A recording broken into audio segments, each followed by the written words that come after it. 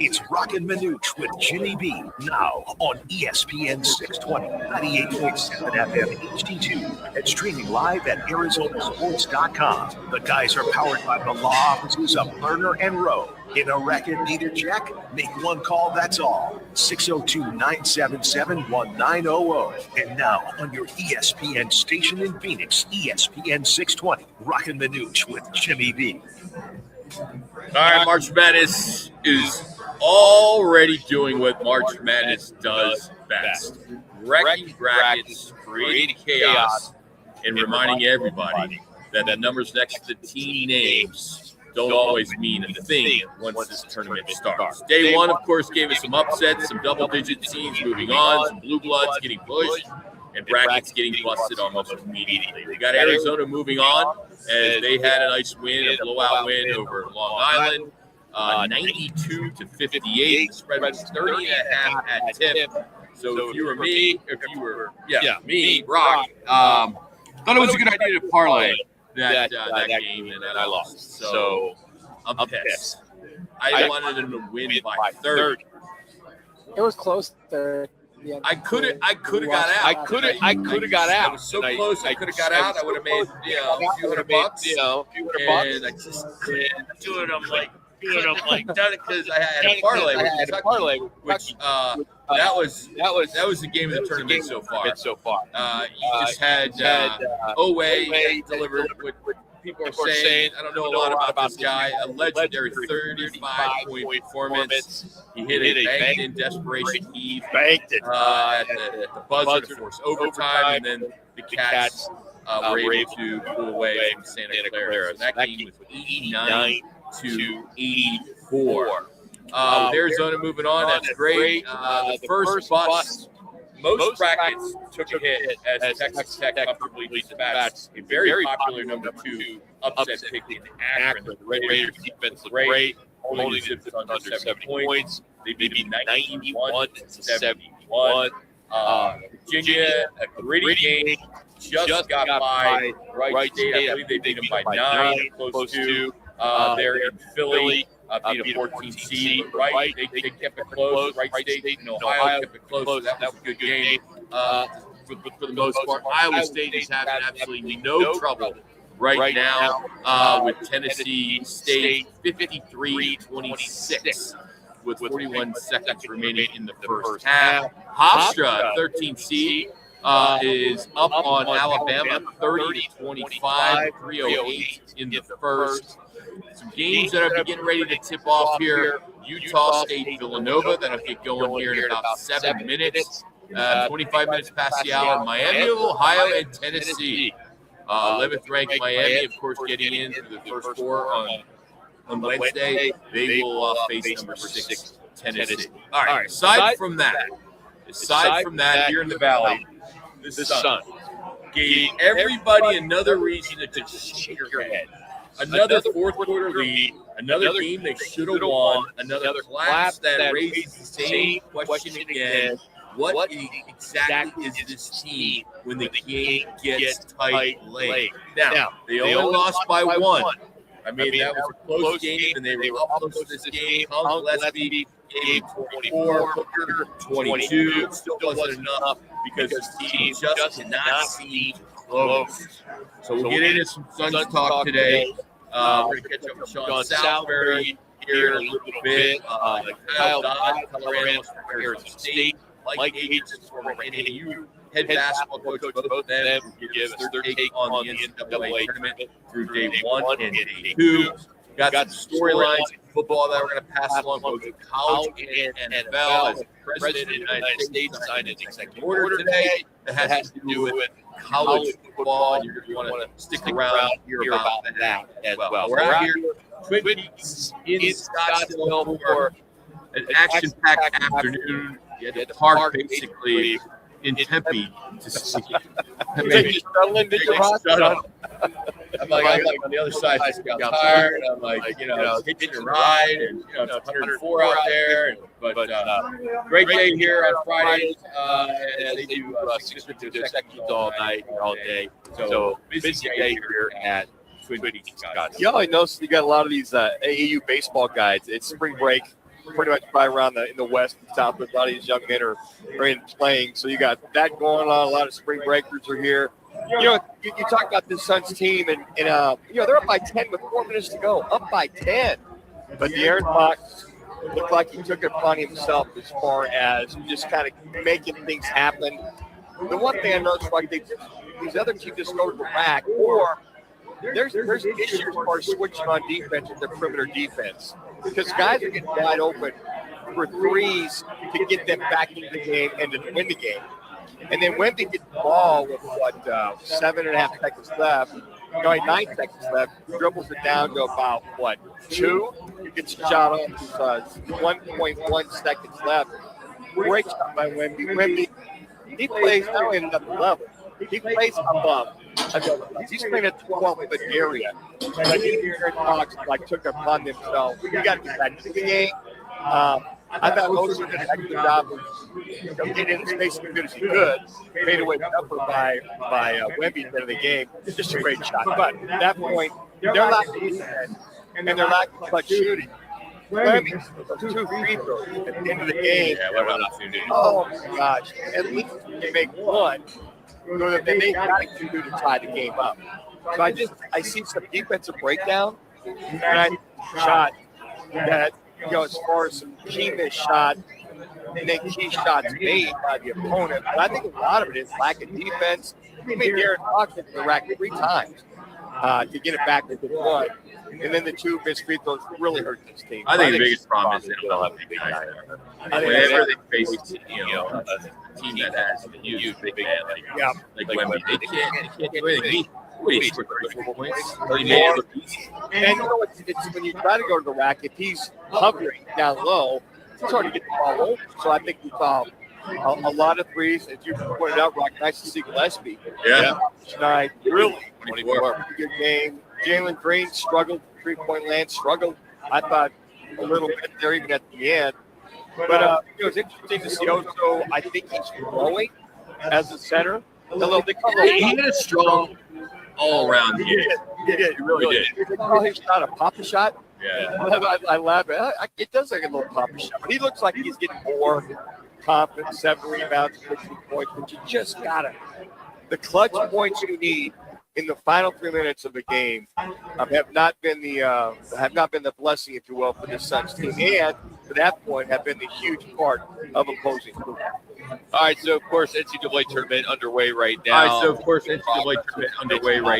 Live in progress. Iowa State is up on Alabama, Iowa State is up on Tennessee State at half. In the afternoon games coming up here, Villanova, Utah State, the Aggies are favorite. Point at half favorite. Some people are calling it toss-up. Tennessee, Miami. That'll pop Red Hawks 25. Red Hawks strong performance. So pretty good games coming up, and then we'll get into the other games. Impressive afternoon. You anxious to watch the Red Hawks against Tennessee? You're not anxious? I want to see. I hate Miami. You like Miami? Well, that's the rival. I think Tennessee will get them. Oh, I think they will too. But I mean, I would love to see Miami will make that a game. I mean, with their 3-point shooting, I think it'll be a game. Yeah, I think you do. But could you imagine you get that 3-point shooting going and making it the game, like we saw this Kentucky game, That's what Wright they're State going to game. stay in it. That's the thing about this tournament. Watching a lot of these people, you haven't seen all year long. The shooters abound. I mean, it's amazing how many shooters. I mean, it really, literally has transcended from the NBA to college basketball. It's a 3-point game. Now, again, guys go down low, or you bank, 40-footers to tie a game. But it's going down low with your bigs, you get the key rebounds. But there's shooters. You get 2 shooters on your team. That's what makes me watch Miami get to see if these 3 kids can hang into a Tennessee. So some storylines heading into tonight, some of the games. Purdue record watch as Brandon Smith enters the game against Queens. Needing just 2 assists to break Bobby Earl's all-time NCAA career assist record, Boilermakers are massive favorites against the Royals. Yes, Queens Royals. Anybody wants to know. The Royals, and UConn's title defense is making a request for a Third title in 4 years. They started with Furman. If you remember, Furman famously upset Virginia as the number 13 seed in 2023. And then Kansas will help check for them. They're a 14-point favorite over Cal Baptist.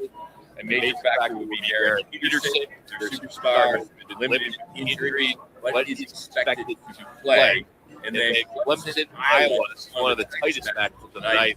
As Clemson is shorthanded, they're going to be playing without their starting forward, Carter Welling, and suffered a season-ending ACL tear during the ACC tournament. And then St. John's, the Red Storm, they've won 19 of the last 21 games, entering their game again tonight in Northern Iowa. Rick Pitino led St. John's. So we'll see what can happen there. But, good games. Of course, all good games. Great theater, great basketball. A lot of you are betting, which I totally endorse at every level. at a responsible level. But man, I am training. My Are you? Training. Wow. Because I'm trying to make more money to get selfish. If I would just stop doing parlay, that would be all right. Okay, and then you did a couple parlays too, Yeah, lads? that's the thing about March. It's so intriguing. You want to parlay all these teams, make all the money, but that's when you lose most money. March Madness. Always is. I just stay away from it. Don't know how to do it. I would look at my preference to do just the over-unders. As far as everything else, Those are the ones I lose the most. Is that right? Yeah, I can't choose the right side no matter what. I think they purposely the other happens once I pick it. Real quick, just to recap yesterday, I think, of course, number 12, High Point knocking off number 5 was not big. But I think about VCU rallying past Notre Dame that was huge in overtime. And then Texas taking care of BYU. That was big. Texas A&M taking out St. Mary's, we talked about. So, Associated Press noted 4 double-digit seeds won on Thursday. That basically wrecked a lot of people's brackets. But the game yesterday of the day had to be VCU North Carolina. Yeah. For them to come back 19 points. That was amazing. That was huge. Largest round comeback in NCAA history. And all those big calls, CC just told me down the line that we will have those in our replay rewind. Plus, we'll throw in some Suns locker room reaction after another painful finish. But it's our Learn and Row replay rewind is coming to you next right here. Roc Manuch, Jimmy B here on ESPN Radio. When it's game time in the Valley, you know what time it is. It's Twin Peaks time. Head to Twin Peaks with 5 Valley locations and massive screens everywhere you look. From basketball, baseball, to hockey, fights, and more. There's no better place to catch every play and all. Connor, you didn't change anything, right? You just proud partner of you had sports everywhere. Started. Eats, drinks, scenic view. I write the teams Phoenix, out. if you need a plumber, call the team that does it the right way. Victory Plumbing Arizona. It's particular plumbing for particular people with upfront pricing before the work starts. So there's no surprises when the job starts. So the one you put in caps for listeners. Tell them you heard Victory Plumbing on Roc and Manuch with Jimmy B, and they'll waive the service charge. For leaks, clogs, water heaters, or anything plumbing, book today at victoryplumbingarizona.com. ROC number 268603. Rock for RightToyota.com. At Right Toyota, they'd like you to get to know them. Their goal is to make buying your next vehicle the kind of experience. If it's that good, man, use it as a rewind or use it as a They invite you to use all of their innovative web tools on RightToyota.com. So if you're looking for a new or pre-owned Toyota, head to their interactive website at RightToyota.com. The right price, the right selection, all at RightToyota.com. Here's what's different about GCU. It's one of the country's biggest universities with over 360 programs shaped by industry leaders. GCU's campus ranks among the top in the nation. Most of all, GCU cares about affordability. The average federal and private loan debt for GCU undergrads is lower than the average for private nonprofit four-year universities. Find your purpose at GCU. Visit gcu.edu. Let me remind you, Thursdays are where the weekend starts at Twin Peaks Restaurant. Grab an ice-cold Bud Light or a refreshing Michelob Ultra and catch wall-to-wall sports on massive TVs everywhere you look. Big games, cold beer, made from scratch food. Start your weekend early with Bud Light and Michelob Ultra. Thursdays at Twin Peaks. Eats, drinks, and scenic views. Swing into Vans Golf Shops by Worldwide Golf for Titleist limited time loyalty reward and promotion. When you special order any 3 Titleist Pro V1, Pro V1X, or Pro V1X Left Dash or AVX dozen golf ball, you'll get another dozen free. Golf with more speed and short game control than ever before with the #1 ball in golf. Vans Golf Shops by Worldwide Golf, trusted by golfers since 1963 and home to the legendary 90-day 100% satisfaction guarantee. Get there.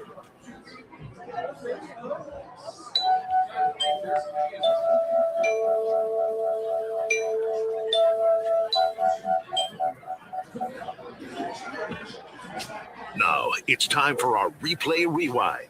The top sounds of the night and whatever Roc decides to add. Let's get to it in replay rewind with Roc and Manuch with Jimmy B on ESPN 620 and on FM at 98.7 HD-2. Taylor finally ready to hand it to Fox, who gets it on the far side and starts to look. Holds on his hip, lobs to Wembanyama. He holds right wing against Iguodala down to 7 seconds. Victor, jab step move. Wemby holding, now puts it on the deck. Fadeaway jumper, he got it. 1.1 seconds left on the clock. Spurs take a 1-point lead, 101-100, thanks to Victor Wembanyama's 34 points in the night. Goodwin hit down to Booker, half-court shot at the horn, no good. And the Spurs win it tonight at Frost Bank Center, 101-100. Arizona Sports with the call there is Wemby. Well, you got to give it to your superstar. And pull-up jumper. Final call. Suns lose. All right. Here's Coach Ott. Another brutal finish. Here's what he had to say on what happened there with Wemby's game winner. Yeah, he held us. You don't know exactly when he's going to go. Just with their spacing, they had pretty good spacing. Their best shooter in the strong side corner, so we didn't want to go that way. Goody was coming. Goody was definitely coming. Then he just dribbled away from it. That was a good situation to be in. Sure, we wish also he was a little taller, but that's one of the biggest guys in the league, and he shot over top. Love to get it out of his hands probably in that situation the next time. Didn't know if they go to him or Fox. Fox is an elite clutch time player. So he kind of had an awareness for both of those guys, and he just went away from the double team. It was like he's out on the perimeter. Oso's all over, but it's kind of funny watching Oso. Didn't want to foul him. So he's kind of back. He just like a turnaround fade away from the guy that's 7'4". That's like there's no way you block that. It's like Kareem Abdul-Jabbar's hook shot back in the day. There's just some shots you can't get. But the way Fox was hot, I was surprised they went to Wemby too. Fox was on a roll that fourth quarter, especially the last 4 minutes. So, again, that's just, hey, tip your hat to Wemby. Phenomenal shot to put that in. All right, here he is. Coach says he did hard, even with another tough loss at the horn. I mean, look, can we not be proud of that group? 6-game road trip, tough games every single night, bodies down, young guys getting playing time there in the game. We're going to be better for it. Super proud, how competitive. I mean, it's led by Book every single night. He goes out there, spills it. We follow him. We have a bunch of guys step up. Colin obviously had a big bounce back. Also was great. I thought our bench was pretty good overall. It's going to help. It's going to help us down the stretch. I thought defensively they played much better. They really did. I mean, you figured this team, this San Antonio team, averaging close to 118 points per game, and you hold them just to 101 points. And the Suns on there, and they've been averaging about 112 points per game. So I felt that the Suns were going to hang in there, be 118 to 116 type of game. This was a low-scoring game. There's a lot of defense played, just some lapses there in that last 4 minutes. By 10 really hurt the Suns team. And a guy named De'Aaron Fox, he really got it back into this game. All right, Devin Booker, here he is talking about frustration of dropping yet another close. Yeah, it's like the last 3 or 4, whatever it is, man. We've shown fight. We've been right there to the end. Just fell short. You lose 4 in a row. on average, you lose really the last 3 minutes of each game. Look at these 4 really lost. Could have very easily have won. So we got one win together for them. I don't know the consolation that they lost, no more victories, but I would say for some fans, at least they were in those games. They just got to figure out a way. And the way when they're up like that. So again, hopefully lessons learned as they get ready to take up Milwaukee tomorrow night. Back home time. You think we're going to see an opportunity here in the last few weeks for Booker to just chill? You know, he's bitching a lot out there. He's complaining about the calls. He complains about a call and then it puts him back, and then they go and they score quick too because he's frustrated. I mean, I understand he's frustrated. You remember when he publicly called out in the NBA to abolish the last 2-minute reports? You know, he's really added frustration to teams confirming that there are all these missed calls without changing any game outcomes, things like that. You know, he's been, voicing his frustration over the officiating consistently. I mean, he's out there quite a bit bitching, and no one's doing anything about it. I mean, I don't know if Ott needs to kind of step up and get teed or show that he's got his back, but right now, I think it's hurt. Ott's made, I remember 1, maybe 2 comments in a presser after a game. He's kind of taking a shot across the bow. But has Ott got a team the entire year yet? I mean, I can't. He's very quiet. He's very quiet. But I know, but you kind of stupid. But I think it was the Boston game that Booker was just going off on the official, and I just kind of looked at that and went, look, if they're not going to call it, get back, handle it. Not that you can't fight or tweet or chirp at the official.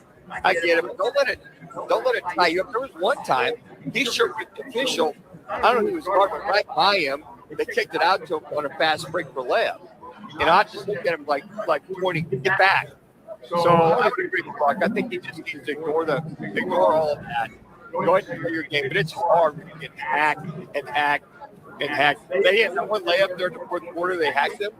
He called it. They called it. He got up, looked at the official, like kind of nodded his head like, hey, thanks for calling that bad boy. So I would agree. Just play, just ignore it, and just move on. Because you're not going to get them by now. You're not going to get him. I don't know why Devin Booker doesn't get the call. I really don't. And to add insult to injury, Devin Booker hurt his ankle on that final shot. Yeah, what happened? He stepped on the air and Fox. He said he'll be all right. I mean, give us a break. It's like he hyperextended his knee, and I went, of all things to step on Fox's foot, because you couldn't tell the shot, and then you just kind of see him like go. He almost flopped a little. Yeah, trying to get a foul, and I think the way he came down off the flop, I just think that the Suns. I would agree. I mean, no. You just said you think he needs to get some call. He doesn't get called. Well, I don't know why. Why should he? He's not a top 15 player. That's making a difference. Yeah, foul. Really? I think he's a top 15 player in this league. No, I don't think he is. No. 15 players better than him? Did you play any more games every year as a starter in first off? No. You think people get hurt? Wow. I think a lot of people. People say that in here because everybody loves. I am not knocking Book at all. But if you're looking at the top 15 players in the league, starting a new team, he's probably no lower than 15. All right, I said 15. But to your point, Roc, you guys deserve the call. A call should be a call. I mean, a foul's a foul. I don't care if you're LeBron, if you're Devin, or whoever. And people throw that out there. Well, he should get it, or he gets it in the fourth quarter. That's what's so frustrating about the officiating in the NBA. And player after player will say, he gets a call, I don't get a call. I mean, in the Boston game, you saw Brown get 23 free throws. You saw Devin Booker with 12. Kind of the same thing. I'm like, look, just play the game. You can't make rhyme or reason out of the officiating in the NBA anyway. So if you get a call, great. If you don't, just move on. All right, speaking of moving on, let's get to the NCAA. Connor, let's separate here because of time. Let's get to the back-to-back buzzer beaters with Kentucky and Clary.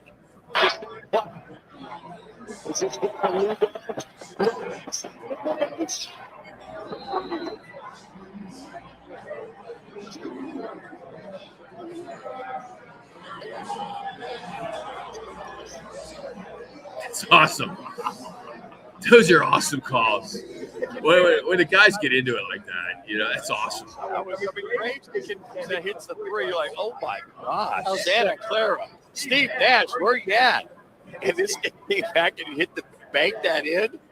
I mean, that's good stuff, right? Santa Clara played a great basketball they played a great basketball game. Yeah, like some of those smaller schools, have worse success. But would that bring it back to dates of were you around when Santa Clara beat U of A going back to 96? I was born in 2000. Okay, so I've seen highlights. You've seen the highlights. Herb Sendek coached those boys up.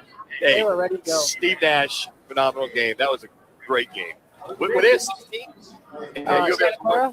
No, they were 16 and a 15, 10. Yeah. All right, let's get into Braylon Murray. He had a really good first half. He really kind of set the tone. Here's one of his deep threes.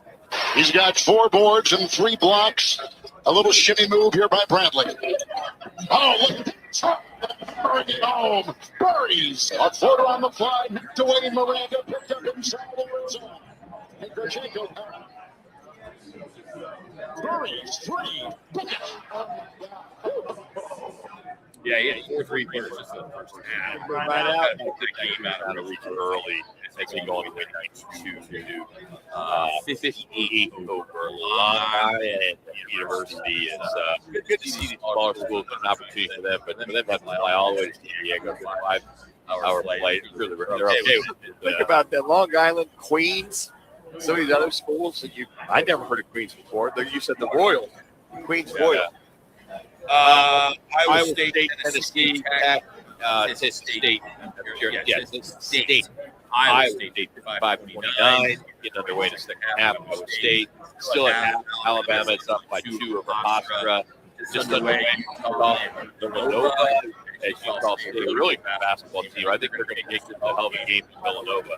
13-8 in that one right now. So some other games we make fairly with Miami, Ohio, and Tennessee. Well, we're going to shift gears. We're going to get into some football. But before I do that, today's 3-3 line is brought to you by our great partners, Learner and Row. In Iraq, you need to check and make a call at 609-977-1900. But Sean Salisbury is joining the deck. We're going to talk about what's going on with the Dolphins. Why are Vikes still such a quarterback circuit? And have the Cardinals actually improved enough to matter? But first, here's Brad with another ESPN Radio 620 Sports Center update.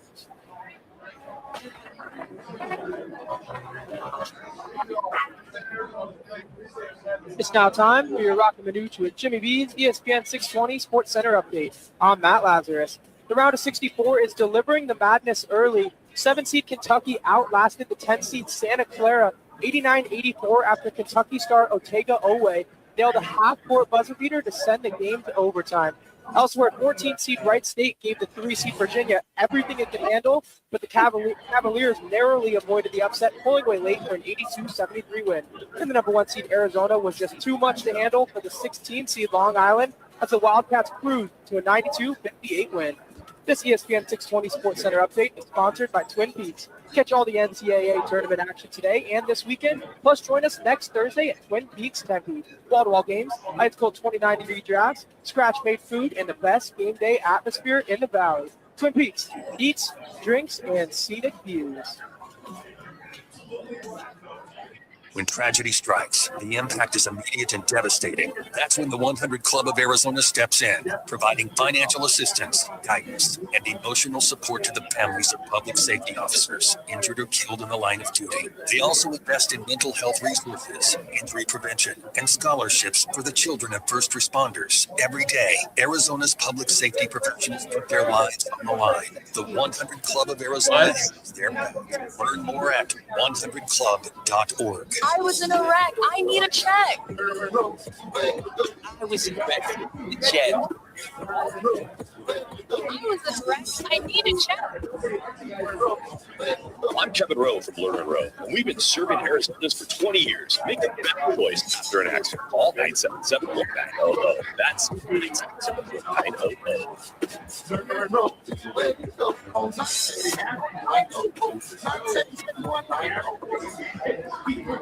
The road to the championship ends Monday.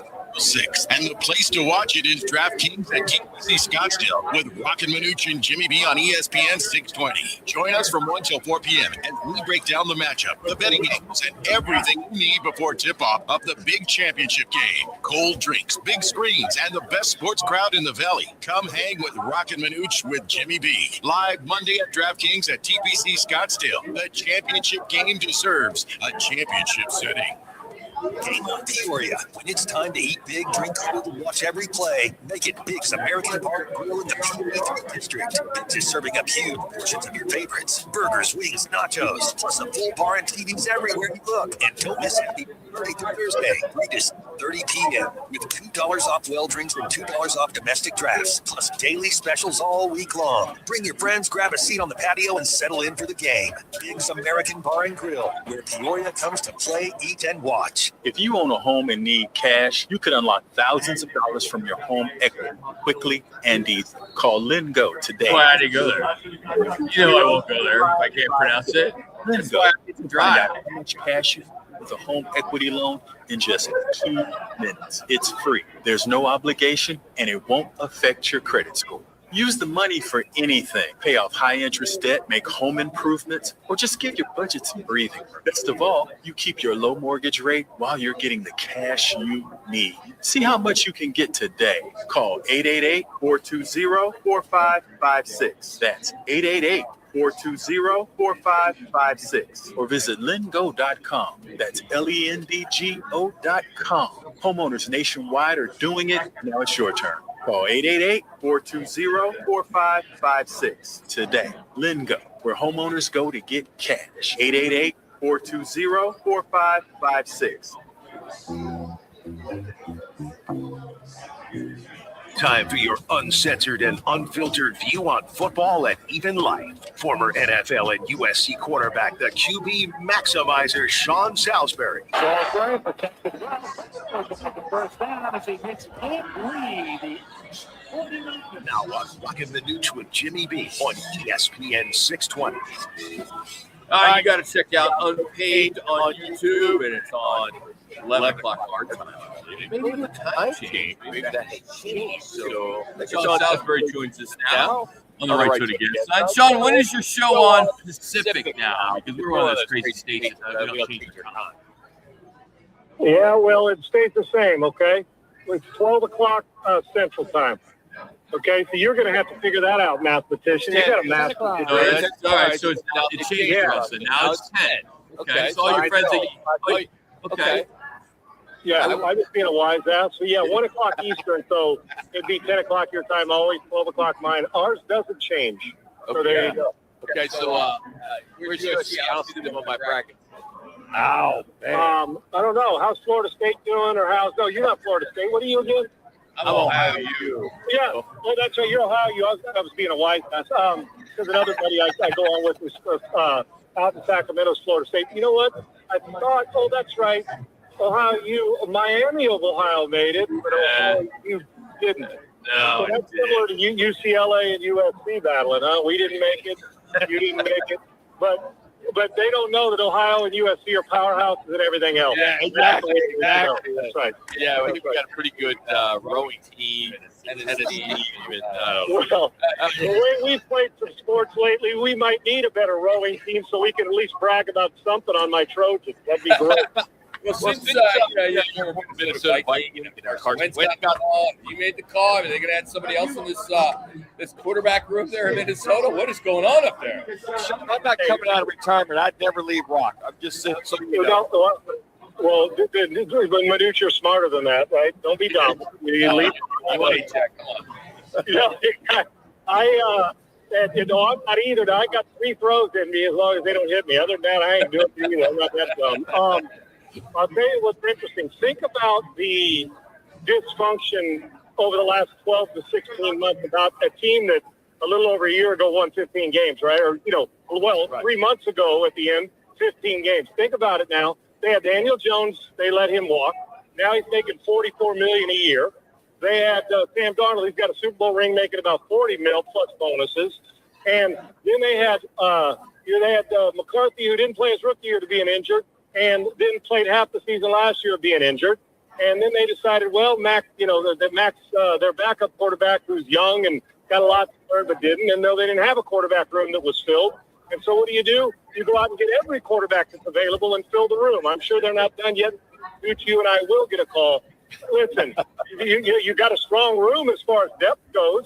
If Kyler Murray's 75% of what we expected when he came out of college, that should be better.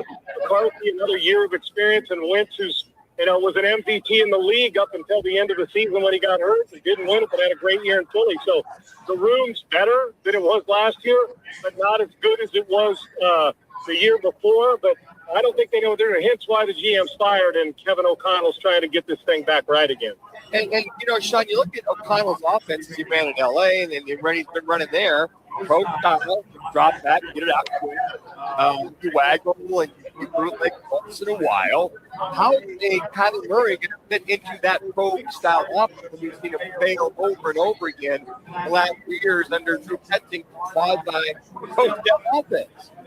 Yeah, the one thing we know about Kyler Murray, he's not going to live in that hula hoop in the pocket where we're going to just drop back and throw it. That's not him. Now, he can be effective when they're using the full bandwidth of the field with his legs. Get him on the run, naked boot him, stretch boot him, RPO him. Plus the RPO and play action, the quick RPOs, like in the quick game, Manuch, they're going to have to do a lot more of that simply because they're going to have to get guys' arms down. You know what I'm saying? Get your punch from the opposite. So there's windows and lanes for him to throw through. This is going to be a challenge for Kevin O'Connell. He hasn't had that guy. He's got guys like Darnold and Wynn and Daniel Jones who have great speed and can buy time, but they're all guys that live in the behind the pocket and extend. Murray's an extend guy first and then hope that he's a pocket guy. But if you can implement using the full width of this field and allow Kyler Murray to do some different things, because he will not have the success that anybody expected when he came out of college. If, in fact, he's not using his legs to complement his arm, because he's not good enough to sit down, or it's just not his game to sit back there and throw 35 times on the pocket or just drop the ball in the pocket play action. They're going to have to use a lot of it and more RPO, and that'll be the challenge for Kevin O'Connell. Sean Salisbury, Roc and Manuch here on ESPN Radio Phoenix. All right, the NFL is reportedly preparing for a possible replacement official if these talks go sideways. We saw the mess in 2012. How big the problem with this beef in the league, John?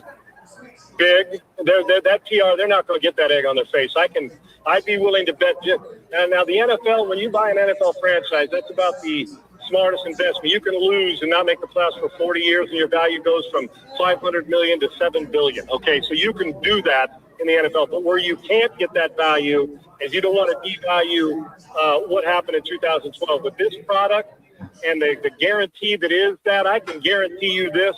That's what I was going to say. I will walk to New York if those guys miss it. If we got replacement referees the first week of the season. Now, maybe in the preseason, let's pay them. We know, and you know what, for the abuse officials taken, for the most part, they get most of it right. And we're all critical of them. It affects our teams. I get it. But when you start to think, and I don't mean overpay them, but pay them fairly, because we rely on them. Can you imagine this $1 billion plus product? You're trying to keep a PR machine going on a popular sport, and we're rolling out people that, quite frankly, just couldn't qualify to be NFL reps just yet. Not saying they're not good, and I don't want that gig. So there's no way, man. The effect on this would be too big and huge for them to do it. This is one, there's a lot of posturing. We got 5 or 6 months to go before training camp. There's no way we open the season on that opening game and we're with replacement refs. Somehow, some way, somebody will wilt, which would be the refs. The owners will give in some way too, meet somewhere in the middle. There's no way we open the season. You do not want to go through this with that. It's tough enough, and the officials have a tough enough job. At least let's pay them for the abuse that we put on them all fall long. Sean, all they have to do is play the Hail Mary highlight. That's all they got to do to make sure. The other thing, too, is these officials, they have majority of other jobs. They have real jobs. So it's not as if NBA officials or Major League Baseball umpires or hockey officials have to work for those paychecks. I think that's the leverage I think that these umpires, these NFL referees have.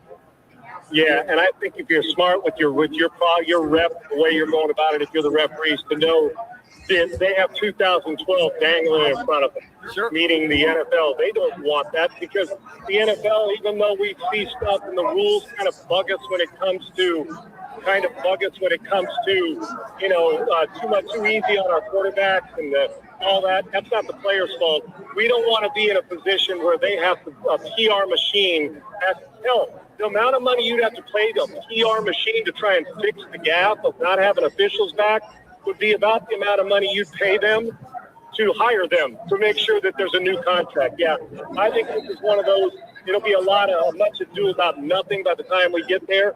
But I do think the officials have a little more leverage. They may not be the billionaires, but they actually are the person who they're the chef right now that controls some of the billionaires' decisions because that is a job that is a specialized group of people, and not many people want it.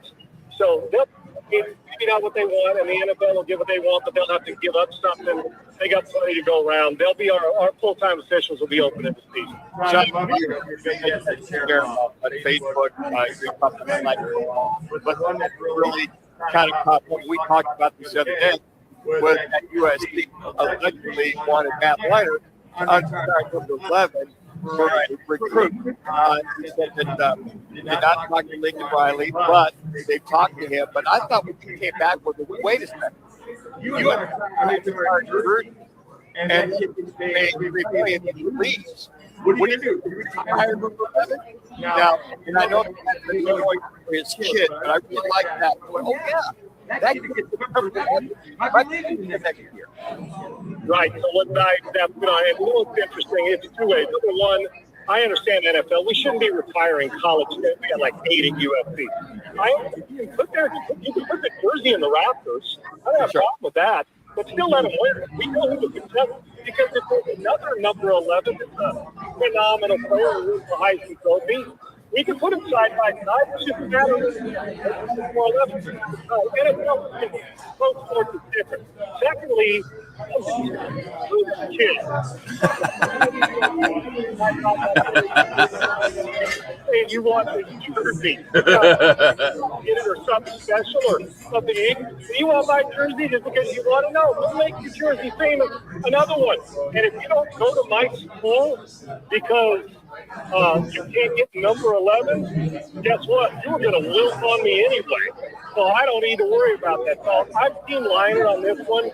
I understand the hard line of it because the loyalties changed. He went there, stayed there, and played great. I get it, but I just don't think numbers need to be retired. We need to honor them and hang them up there. But eventually we're going to have to put number 103 on the back of some guy's jersey if he can keep winning awards. And you know what's crazy? Who's the best left tackle ever, real quick, guys? Anthony Munoz, I can make the argument, right? Yeah. I mean, if I'm lining up, that's who's starting for me. He's not retired. Ron Yerry's is, but other than that, I think every single guy, maybe Ron Nix is not, but it's Heisman Trophy winners. That's what they're doing now. Honor them, put their name up there, but let other guys wear the jersey. I'm with Liner. They're not 17 waltzing in here demanding my number, and it's USC. Okay. Sean, as we let you go, you have anybody in the bracket that may surprise people, or do you go all chalk? Oh, no. I have Gonzaga making it to the Final Four up top. I do. I got them. And going into the season, I loved Arizona. Okay. And I think they're one of the most gifted teams in the country. But it's something I got Gonzaga beating them later in the tournament. I think Arizona's really good. At the beginning of the year, they were one of my Final Fours, and late in the season, they got it was a little bit iffy, but they're capable of winning the whole thing. I just took, as far as upsets in the Final Four there, and I got Houston, which is going to be tough, getting a little bit of revenge on Florida and them getting to the Final Four, and Florida getting knocked out in the Elite Eight. So you took Houston for like your Houston, right? It's kind of a thing for grades. I love their energy, the way they play defense. Kelvin Sampson's one of my very best coaching friends in the country in any sport. Okay. I've learned a lot. He's been a great mentor. But you know what? I wouldn't pick them if they were the 70th best team in the country. I just know if they can knock down shots. I was at the Final Four last year. They'll defend you, and they are nasty and physical and mean, but they got to knock down shots to win it. But, yeah, part homer, even though I'm a Trojan, I root for Coach Sampson. But I do think they're a legitimate, at least a top 8 team in this country because for the majority of it, the last 3 or 4 years, They've been 1, 2, 3, 4, 5, 3 straight years. They just haven't been able to close it out in the end like last year. If they get Florida again, they're going to beat Florida this time, even though Florida's playing great basketball right now. He's the host of Unpaved on YouTube. It's on at 10 a.m. You got to check it out. Sean Salisbury. Sean. Can I mention about one thing on the last 5 seconds? Of course. I went to USC because I wanted to wear number 12. But how the hell did they give it to Charlie White? I mean, all he did was win the Heisman Trophy. They gave me number 7, and guess what's not happening? It ain't retired. So that's all I got to think about. Well, if you would just write a big fat check, I just saw you had thousands and thousands of people on your last episode of Unpaved. I mean, seriously, I'm being serious with this. It's really turning a corner, isn't it? I can tell by the numbers just looking at how more people are watching it.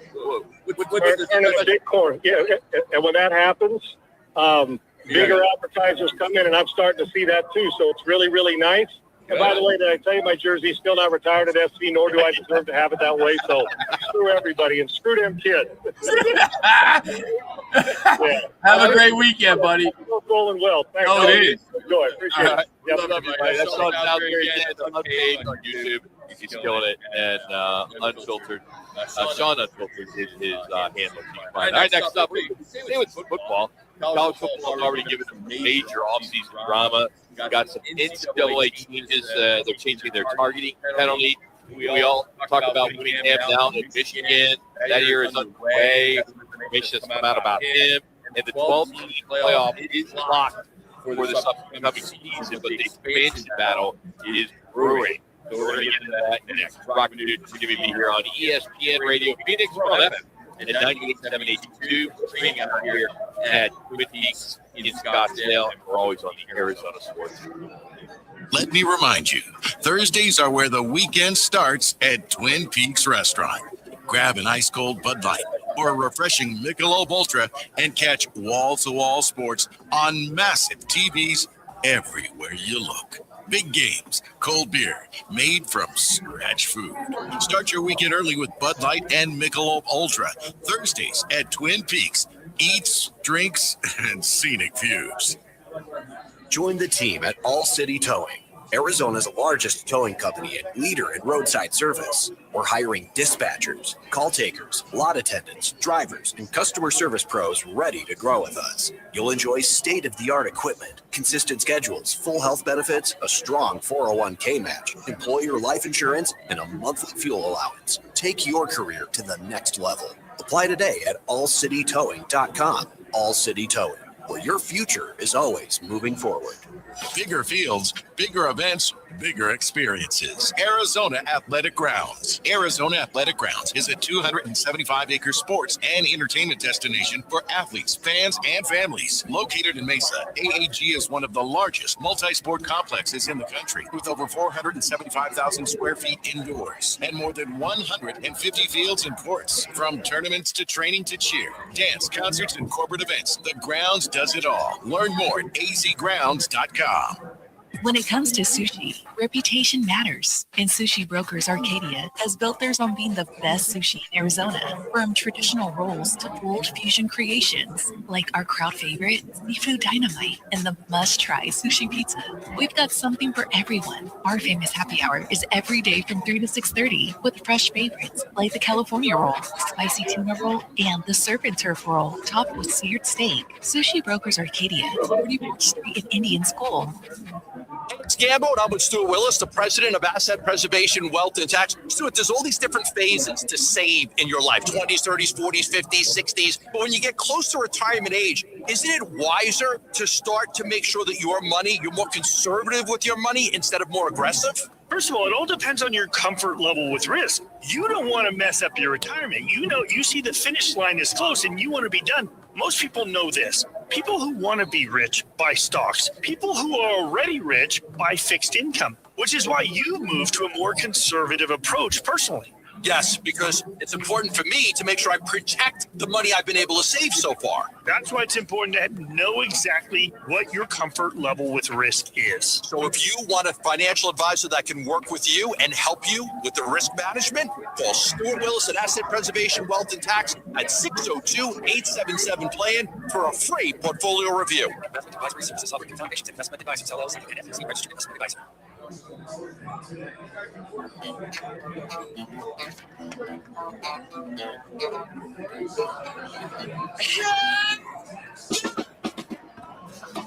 Mania's here, and we're live at one of the 5 Valley Twin Peaks locations. Now back to Roc and Manuch with Jimmy B on ESPN 620 Phoenix. All right, on this day back in 1997, the Arizona Wildcats began their scoring national championship run by beating South Alabama, the Jaguars, 65-57 first round of the tournament. And on this day, big one in 2001, the Richmond Spiders edged the Syracuse Orangemen 62-61 and dramatic buzzer beater that shocked the college world. All right, let's get to football at 50 as the NCAA has officially approved a 1-year trial that removes the automatic carryover suspension for first-time targeting offenders. So under these new rules that are in effect this fall, first offense, ejection from the current game only, no suspension for the next game. Second, ejection for the first half suspension, ejection plus a first half suspension the following game. Ejection plus a full game suspension the following game is the third offense. So the conferences can now appeal the second offense to a national coordinator they're hiring to ensure the player's record is accurate.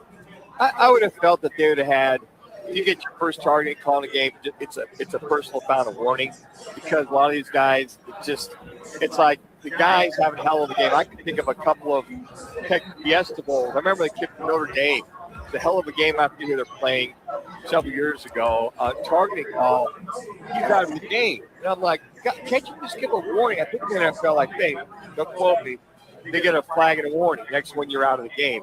But I will say this, at least that young man can play, start the following game. I get it. You get a second targeting. You miss a half. I get it. You get the third targeting. You're out for a complete game. I just think there should be a little more grace on the first targeting call, making a personal foul, and allow them to continue the game. The NCAA Football Oversight Committee amended a proposal to punish teams that add players outside the designated transfer windows. Now, the committee dropped one of the lighter proposed penalties, but they're going to move forward with some stricter deterrents, like suspending head coaches for 6 games and issuing significant fines. Now, if these players are suspended, or excuse me, these coaches suspended for those games will be without pay. Well, that's a good question, Roc. I think that any kind of suspension, as far as I'm aware, as a coach, like 4-game suspensions, happen without pay. That's a good question. But whoever, if you do this with these coaches that now know the new rule, if you get somebody outside the portal, they better be damn good. They better be a game changer. They better be an impact player. Because if you get popped, you get busted, and you're out for 6 games without pay or with pay, that kid better be able to help carry your team until you won't be there. And the other side of that is, if you're going to pull shenanigans with the head coach, I hope they don't, you better have a pretty good offensive coordinator, defensive coordinator that can cover that for you if you are suspended. Some interesting stuff is coming out with Kyle Whitehead and his departure from Utah to, of course, Michigan. So there are some documents that were obtained, open records, that show just days before stepping down. Remember, he stepped down, basically retired. They had a coach in waiting there in Utah. But he resigned from that position. Yes. So on December 2nd of last year, his agent emailed the university stating, "Coach does not intend to retire after the 2025 season." He had some demands that came a couple days later. They requested a raise from $7.4 million to $9 million, a $20 million NIL guarantee, and a $2 million increase to his coaching. Utah then countered 3 days later and said, "We'll give you $8 million, so only a $600,000 raise," with stipulations that effectively would strip his power. And basically fell flat. And he resigned, and I'm sure Utah can't be happy about it. Well, you know, your best guy, your best coach in a long time. And wow. how great did it work out for him? He took 7 guys with him to Michigan, 7 coaches. I remember that day we talked about that when he resigned. We're like, why would he resign from Utah when he's got everything? And you would think then some, but it sounds like to me, Roc, when you read that demands and the counter, more of a control of the program. Money's good. NIL money, I think the other two, he won $29 million initially. Whatever they came back with, he knows that he had to step it up to keep up with the Joneses. Now, Devin Dampier, young man that was his quarterback before high school. As far as I know, Devin's still at Utah. He's going to stay at Utah. But I think Kyle Whittingham just said, look, I need to do this, this, this, and this. I'll be happy. I want to pay my coaches. Why would Utah balk at any of that in order to keep them prominent that they have to? They waned a little bit this year, even though they won the bowl game. But I don't know. I just kind of felt he was the rule of the roost. And obviously, in the state of Utah, $600,000 raise. That's it. That amazes me. Like, are you kidding me? This guy's had you prominent for how many years? And you wanna turn your back on him? Well, good for him making the move to Michigan. All right, Domers. Here we go. Fighting Irish had their first spring practice today. And, here they're going to come out. Here they come, the Irish, the fans. And Marcus Freeman said this team is further ahead than any other previous group entering this spring. And much of the focus is on redshirt quarterback who has been officially taking on the starting role, C.J. Carr. Dover fans, that is your quarterback. That is so much coach's hype. So Jeremiah Love is gone. Your quarterback's gone. That's so much better in spring football. All right, Suns blew another fourth quarter lead, dropped their fourth straight, finished this road trip 2-4 in games that could have been either one. They still can't close. They still aren't clutch late. Jalen Green, cold again. Collins left PRA. He started finding his rhythm. We're going to catch up with Kyle Dodd as well. Talk some NCAA with him. So I don't know who's coming up. It's NCAA talk, it's Suns talk, and more. And big news from the president of the United States in his executive order today, which is kind of a big deal. It's all coming up next here on Roc and Manuch TV on ESPN Radio Meetings. At Fisher Investments, we may seem like other money managers, but we're different. Are you really that different than the rest of us? We are. As a fiduciary, we always focus on what's best for our clients. What services do you offer besides investing? We have a team of specialists in financial planning, estate planning, and more. Your clients rely on you for all that? Yes, we ensure clients receive unparalleled service at every step of the relationship. Okay, but you still sell commission-based products, right?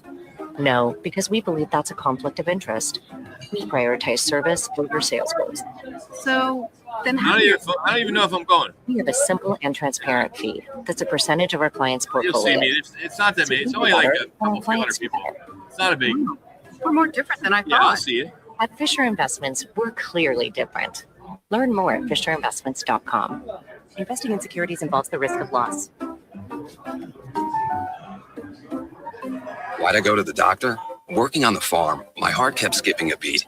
I didn't think much of it, but my daughters made me get checked out. Turns out I have atrial fibrillation, which increases the risk of stroke about 5 times. Symptoms like irregular heartbeat, heart racing, chest pain, shortness of breath, fatigue, or lightheadedness can come and go. But if it's AFib, the risk of stroke remains. If you have symptoms, contact a doctor. I'm so glad I did. Visit NoTimeToWait.com. Sponsored by Bristol-Myers Squibb and Pfizer. At quarterback, calling the right play could change the whole game. And when your car breaks down, same idea. Make the right call, big repair bill hits. CarShield helps protect you from expensive auto repairs. Plans include 24/7 roadside assistance, towing, and rental programs. All to keep your drive alive. Look, breakdowns happen, but choosing CarShield, that's the easiest call you'll make all day. Visit carshield.com now and join the team that's helped millions of drivers save. Coverage varies by plan. View contracts and exclusions at carshield.com. When it's game time in the Valley, you know what time it is. It's Twin Peaks time. Head to Twin Peaks with 5 Valley locations and massive screens everywhere you look. From basketball, baseball, to hockey, fights, and more. There's no better place to catch every play and all the action. Bud Light is a proud partner of sports fans everywhere. Twin Peaks, eats, drinks, scenic views. Another Arizona storm season's rolling through. Before the next big downpour hits, call State 48 Roofing for your free roof inspection. Whether it's cracked tiles, flat roofs, or old shingles, don't wait for leaks to show up. State 48 Roofing is Arizona's #1 referred roofer, trusted for over a decade in both residential and commercial roofing. Protect your home, protect your business with State 48 Roofing. Visit state48roofing.com or call 380-268-4509 today. KTAR AM Phoenix, Arizona's home for the worldwide leader in sports, is ESPN 620.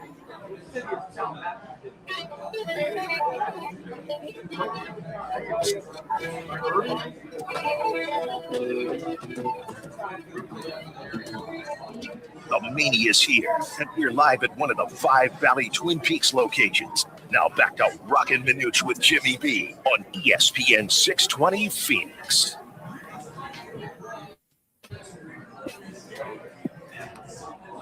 Hi, Roc Manuch with you from Right Toyota.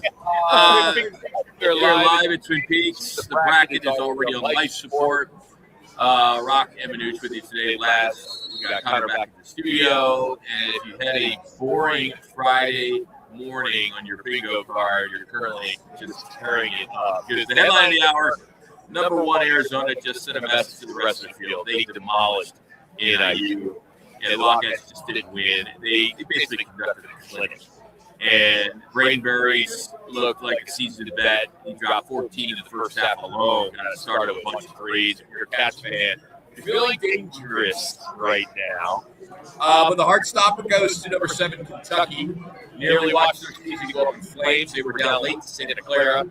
And then there was some buzzer beater forced in overtime, and then Oway, Ortega Oway, basically just took the show. I mean, he was the show. 35 points, and Wildcats escaped 89-84. That is why we call it madness, folks. And around the horn, Texas Tech handled their business. They put up 91 on Akron. Virginia finally got that tournament monkey off their back. A gritty Rice State team. It was closer to the score, 82-73. And then right now on the screens, you've got Iowa State pretty good touches on Tennessee State, 90-55. I saw last I looked. Alabama is currently in a dogfight in Tampa. They got a slim 10-point lead on Hofstra with another 5 minutes to play. Keep an eye on San Diego, where Villanova and Utah are trading haymakers in a 3-point game at half. So we got a massive night tonight. Purdue will probably lose. Who they got today? Queen. Yeah. They'd like to lose early in tournaments. Did you imagine? No, I can't. Purdue's good for that. Purdue's great. By the way, I would say lost their big man. Was it Joshua Jefferson. That's going to cause some real problems. I mean, he's the big dog down low. I doubt the way they held him off the floor. He's probably out in the Sunday game. He may not. We just don't have any update yet, folks. So I'm just saying, for you Iowa State Cyclone fans, your big fella, he rolled that bad boy pretty good. So hopefully they get him back next week if they win on Sunday. You know, spread the Queens. 15.5. That's it. Yeah. That tells you how bad we do it. Because you think about it, they were #1 seed in 2023. They lost to number 16. Wait a second. You said 15.5? It's got minus 25.5. Purdue? Yeah. Well, minus you can't get that bad information. Wait a second. I'm still going to take 25. Yeah, 25.5. Yeah, 25.5. I said, what did that happen? Because I thought maybe because of what I'm about to say, it's why, no one even believes in the Boilermakers. I mean, they lost to number 16, Farley Dickinson, becoming just the second #1 seed to lose to a number 16. The year before that, they were number 3, and they lost the Sweet 16 to a number 15 St. Peter's. And then in 2021, they were number 4 seed, and they lost in the first round to number 13 North Texas. 2016, they were number 4 seed and lost in the first round to Little Rock. So Take the points, Queens. The Royals. I mean, the game's on at 4:35, by the way, on True TV. But good luck, good bowling, Purdue. See how you do. They should be fine. I mean, they'll be fine. I think they're a number 2 seed, Rock. So all those. What does that matter? Did you hear what I just said? 1 and 2 and 3 and 8 seeds. They're losing a double digit. But you rattle off the history of Purdue. So maybe there's history. Just 2023. That's 3 years ago. 2022, 2021. People are going to learn sooner or later, right? This is their year. I don't know. 2026. But I'm like, there's sometimes it gets in the head of these players. Like, hey, our legacy is that we tend to suffer. You got to ignore that noise. It's like U of A. Ignore the noise. Play it out. They have failed to advance out of the opening weekend. Round 32 or earlier. 2007, 2008, 2011, 2012, 2009.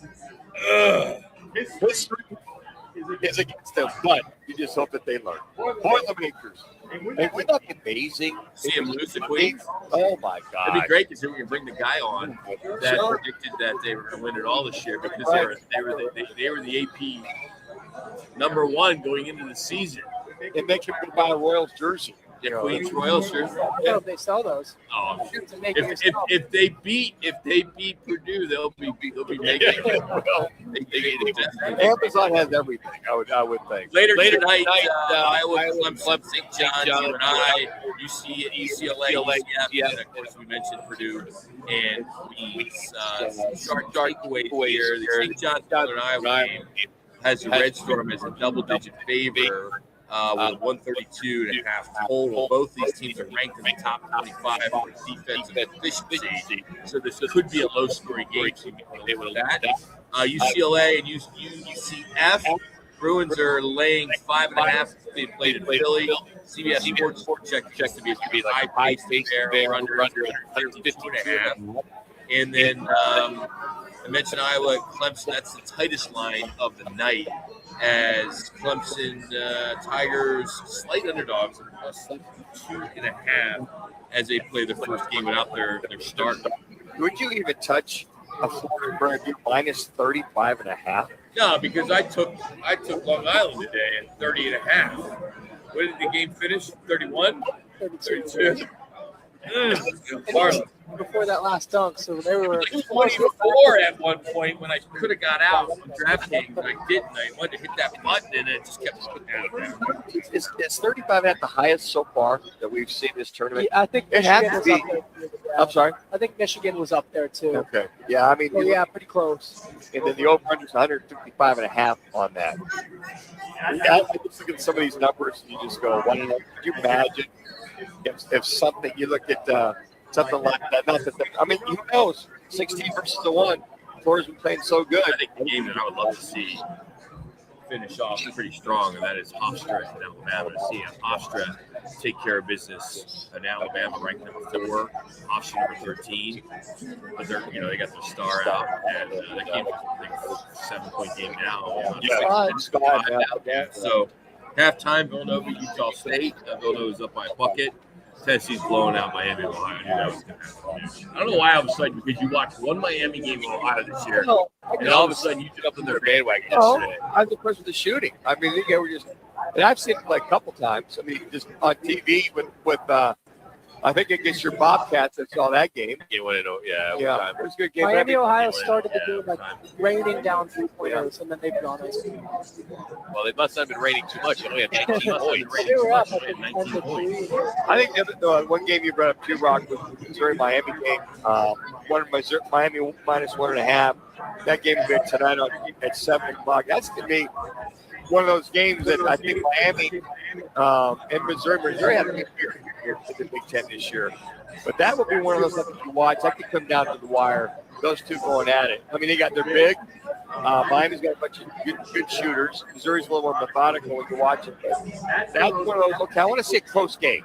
like we saw with this Kentucky game, Santa Clara. Trey Donaldson is a beast for Miami, and I originally leaned Miami, but the game is being played in St. Louis, Missouri. So it's kind of like a solo home game for Missouri, and they play in the SEC. So I'm kind of leaning towards the 10th seed now in Missouri. But that should be a good game to finish the play. So these mid-majors that we're seeing, this is great for mid-majors that have Kind of, gives you an opportunity to play big boys, get a good check, maybe make big noise, maybe get into a big competition. I'm sure a lot of smaller schools, like any actual schools, love to jump into a bigger competition if they could. And as we see these conferences kind of change, I don't think travel is that much big deal anymore. I mean, you see UCLA and USC and you're seeing a lot more of that. You Stanford in the ACC, Cal in the ACC. Why couldn't we see some of these smaller schools go into some of these conferences? I think the main thing that they'll look at is just leaving their conference to pay out and then coming to a new conference to pay out. The kind of money they have to pay to go to those conferences. And then on top of that, you stay back with your mid-major because you need to have a chance when you go to another major conference to say move up, not having any chance. And then on top of that, there's a couple of schools like North Dakota State going from where they're at to the where they're going to the not the Pac, but the Mountain West Conference. They've got to make sure that they maintain competition-wise, pay a lot of money to these athletes to make sure you're moving into a new conference.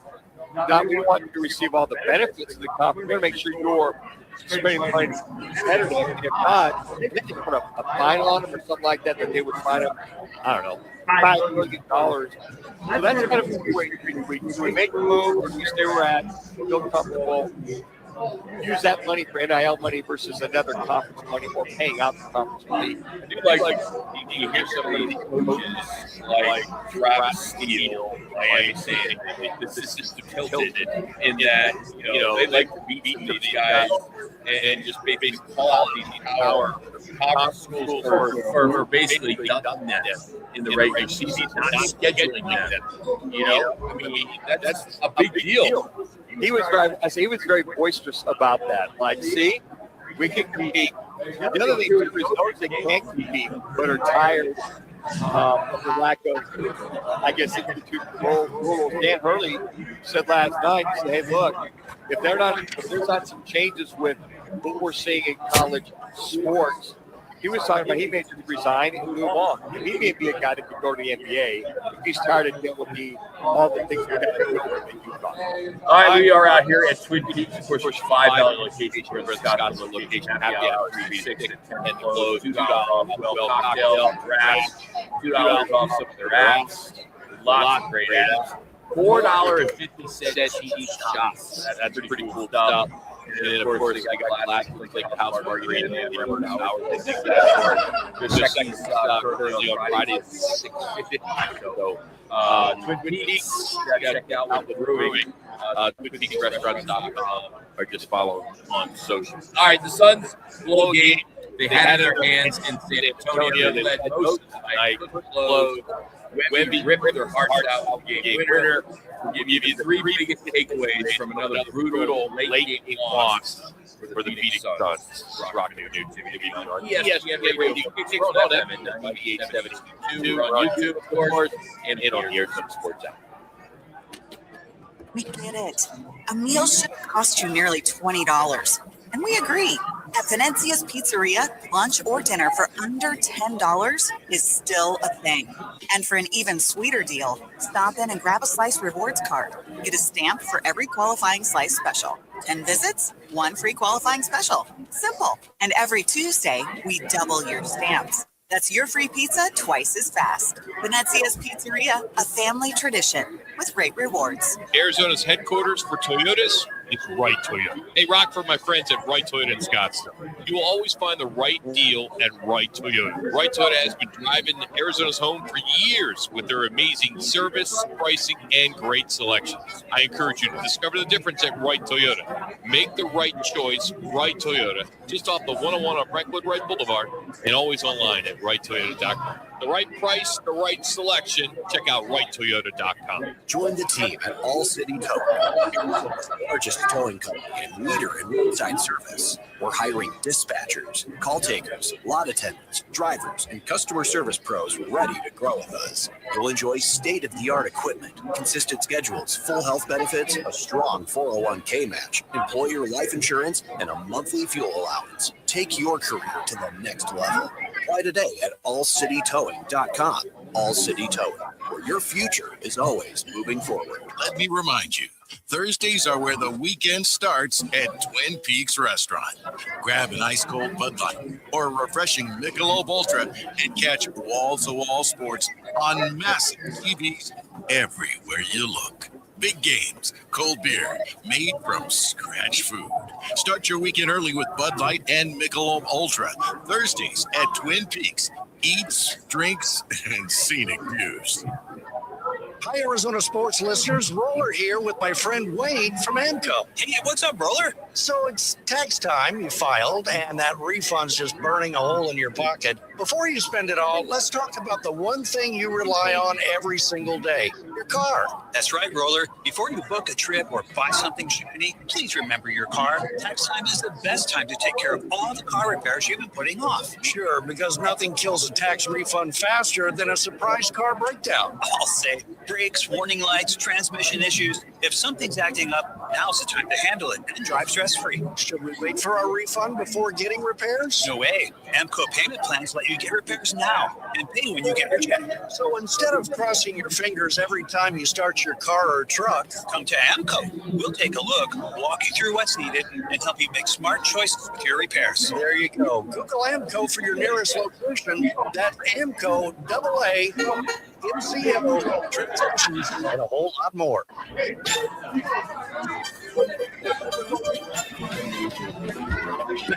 Thanks to Twin Peaks, ice cold draft beers, scratch-made food, and wall-to-wall TVs for every game. 5 Valley location. Twin Peaks eats, drinks, scenic view. Didn't score too quick and score too easily. We did that and got down at the time. We got a layup right on the rim. We got to taking it right, and especially in those situations. So keep going to first a lot of young players. Devin Booker after last night's loss to the Spurs 101-100. Wemby pulled up a jumper with 1.1 seconds left. As Suns led most of the night and took up a 79-73 lead into that fourth. And saw 5 just over a minute to play. Once again, could not hold the deal.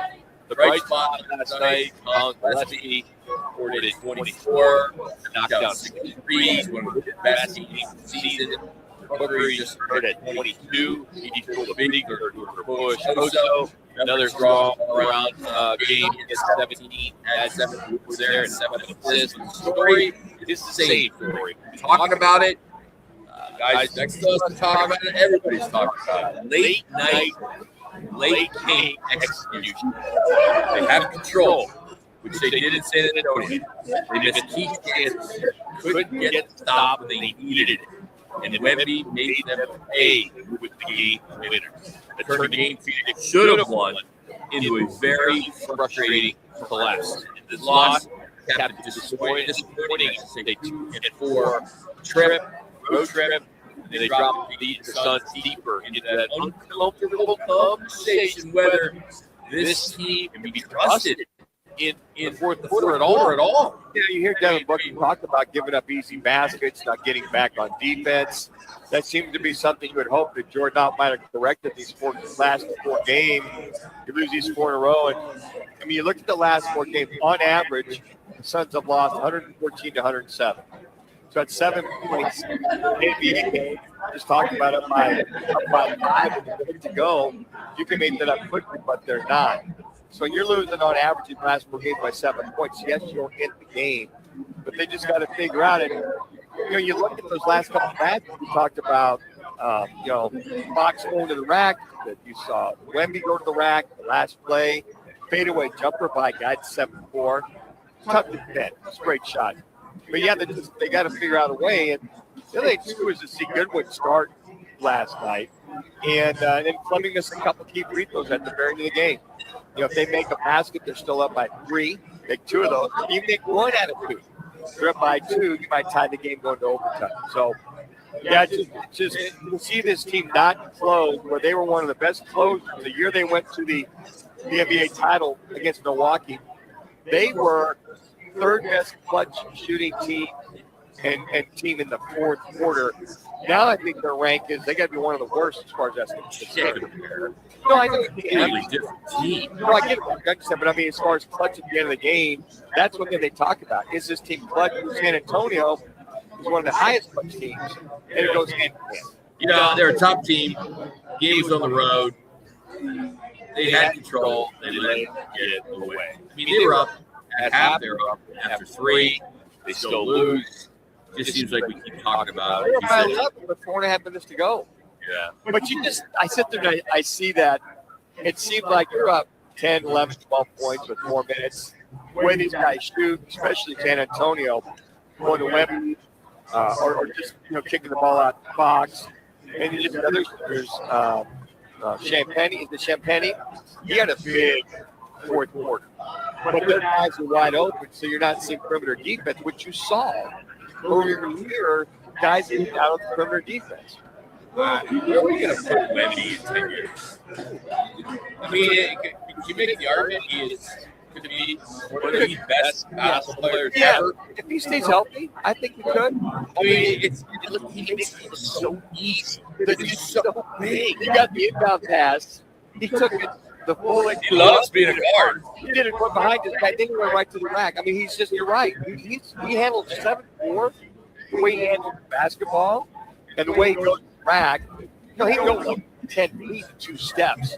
But some of his moves around the rim, right-handed, left-handed, that kid has moved a lot in the last few years. He might be the freakiest athlete on this planet. Not only with his size can he move so agile, but to have that shot from 3 and he's consistent from the free throw line. I mean, he is serious. 7% from free throw line. Incredible. And you got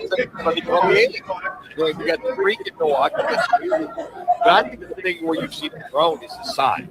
I mean, now he's got muscle versus arms, legs.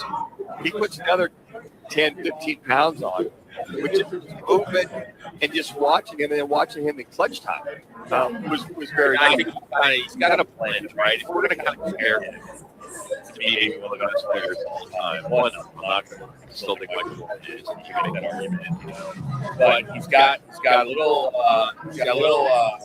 Kevin Durant in the fact that he likes to kind of create his own shot, right? He likes to, and then he's got Hakeem Olajuwon in the way he does the defensive side.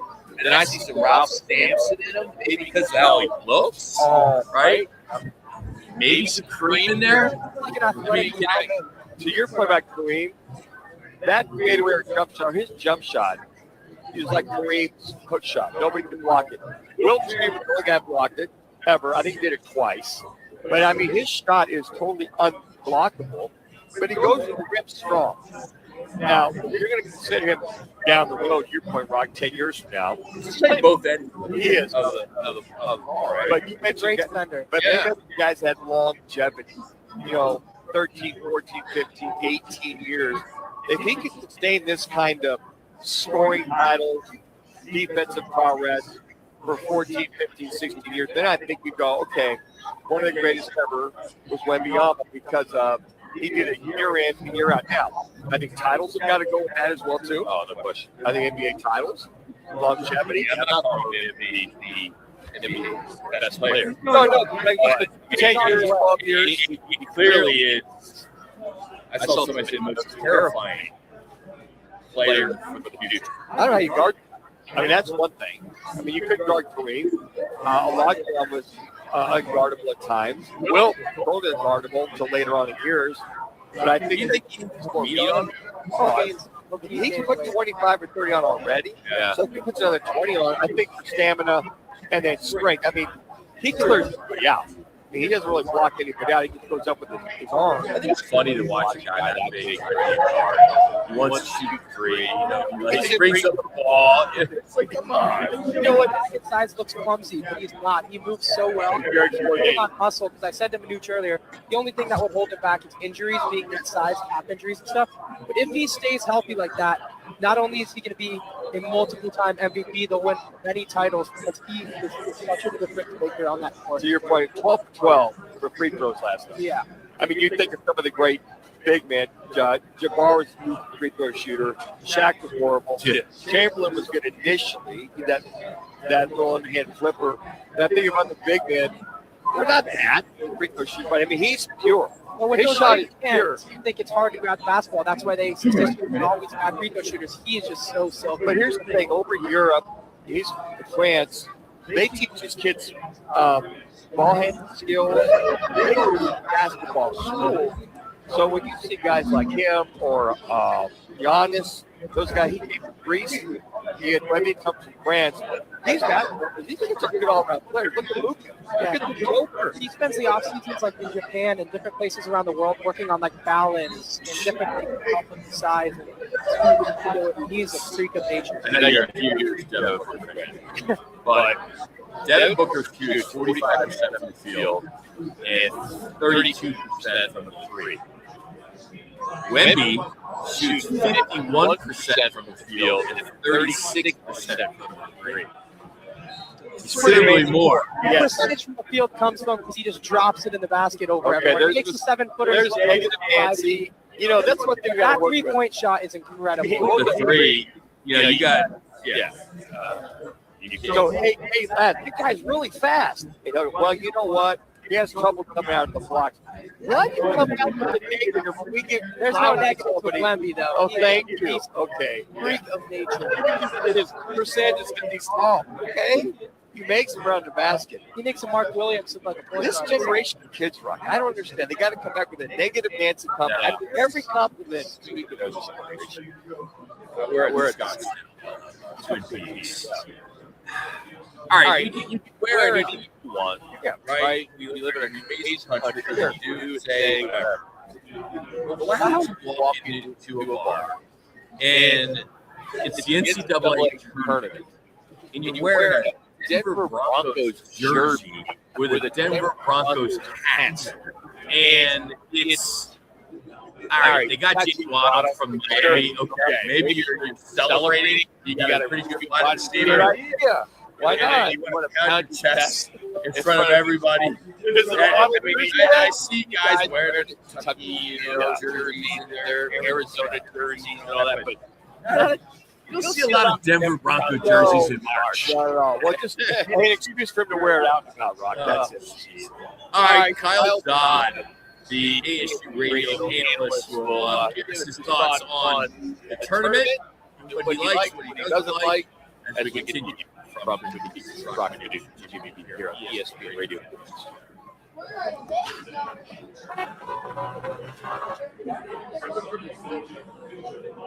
It's now time for your Roc and Manuch with Jimmy B's ESPN 620 Sports Center update. I'm Matt Lazarus. The round of 64 is delivering the madness early. 17 Kentucky outlasted 10-seed Santa Clara 89-84 after Kentucky star Otega Owe nailed a half-court buzzer beater to send that game to overtime.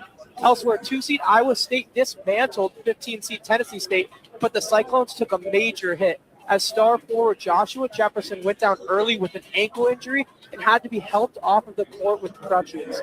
The number 1 seed Arizona was just too much to handle for the 16th seed Long Island as the Wildcats cruised to a 92-58 win. When it's game time, it's Biggs time. A Biggs American Bar and Grill in Peoria is one of the best spots in the Valley for great food, cold drinks, and wall-to-wall sports. Check them out all weekend long and catch the guys live there next Friday for the Sweet 16. Biggs in Peoria at the B83. Was in a wreck. I need a check. I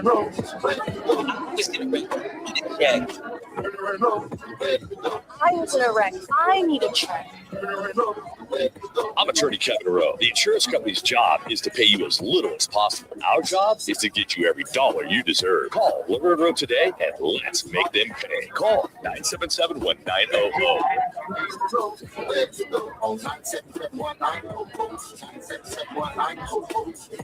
The road to the championship ends Monday, April 6th, and the place to watch it is DraftKings at TPC Scottsdale with Roc and Manuch and Jimmy B on ESPN 620. Join us from 1 till 4 p.m. as we break down the matchup, the betting angles, and everything you need before tip-off of the big championship game. Cold drinks, big screens, and the best sports crowd in the Valley. Come hang with Roc and Manuch with Jimmy B.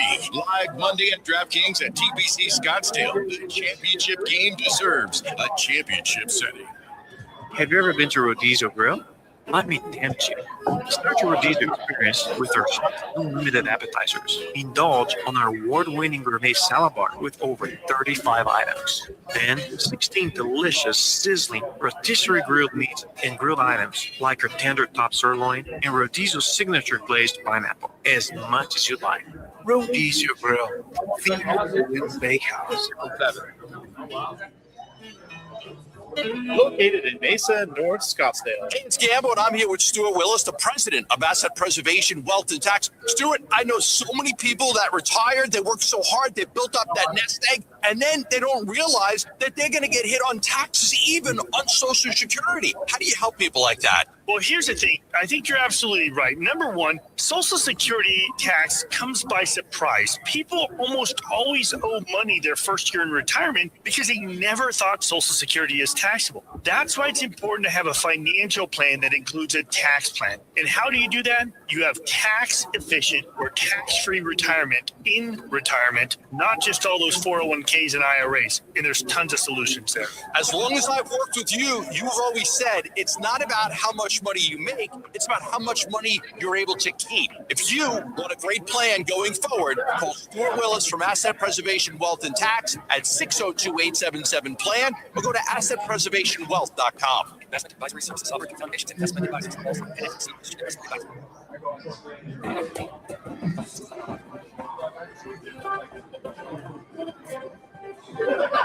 Media's here, and we're live at one of the 5 Valley Twin Peaks locations. Now back to Roc and Manuch with Jimmy B on ESPN 620.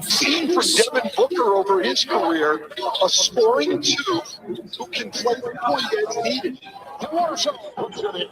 Aggressive and trying to get to the rim here today. All right, Arizona, no problem with Long Island University, and this is probably going to be difficult for our guests to have this discussion with us because he absolutely despises the University of Arizona. But Kyle Dodd joins us, Arizona State radio analyst. You can follow him on X, Twitter at Kyle_Dodd3. And he goes down. Kyle, Roc, I didn't get to talk to you all year because you was long when I'm not here. And good to have you on. Sorry we have to talk about Arizona basketball. Good therapy for you, Kyle. Hey, I'm just glad to have somebody different to talk to. It's been brutal dealing with these two guys all year. We should have just went to the bar, Kyle. You know, we'd have more fun. So let's get to Arizona. But is there anything that's stand out right now? Any big takeaway from day one? Let's start with day one. Is there anything that kind of just, maybe high point or some of the real close games? Yeah, I mean, obviously the High Point game was exciting. I thought it was great after the game, kind of what the coach, said immediately. He was fired up. He said, everybody said we hadn't played anybody. Well, we have now, and maybe some of you guys will come play us now after seeing this. So I thought that was, obviously those upsets are what make March Madness good. And, I thought, I picked Texas over BYU after seeing BYU the last couple of weeks, just since the Saunders injury. I thought that might be difficult for them to get it done, but that was one that was stuck out. And yeah, I mean, just me and Manuch were texting last night. It's just one of these sporting events that just always delivers. I don't know what it is about March Madness. I know some of the games today haven't been great. Some of the games last night, but you get those. But for every one of those blowouts, you get games that stay interesting. And it's just something about the first 4 days of the tournament, but especially the first 2 that are really fun. When you watch the are the have-nots getting closer to the haves when you watch these games per se? Now, I know you mentioned there's blowouts, but it seems things might be tightening up a little bit, and I don't know if you've noticed the same thing. Yeah, it's kind of a combination of both. Like I went probably more chalk at the end of my bracket this year than I ever have, just because of the discrepancy in NIL and some of the top teams. Just when you're spending $15 million more than everybody, it just seems like you're going to be around at the end. But that being said, there is something to say about these smaller teams that maybe have guys that have been there for 2 or 3 years, or have juniors and seniors that are getting their opportunity and have played together and have a core group that has some chemistry. And it's like those early round games, you see that it's evident. It's like in the men's leagues when you used to play basketball, it was always a team. Like there was a bunch of former coaches that would win the men's league over the young guys because they knew what they were doing and they knew how to play together. And so that's what you see early in the rounds. But I think late in the tournament it gets a little more chalky than ever, just because of, like I said, it's not always a level playing field these days. Kyle, since I had an opportunity to talk to you, Big 12 in general, when you look back at the season with Arizona State in general, and just being out on the road and being now in the Big 12 for the second year, what is your biggest takeaway on just how different this conference is? We all love the Pac-12, not taking anything away from it, but this seems like just such another level. Yeah, I mean, every night the Rock fight. Every night, you can pick a matchup in the Big 12 that the 2 teams that are Elite 8, Final 4 good. The home atmospheres in some of these places are incredible.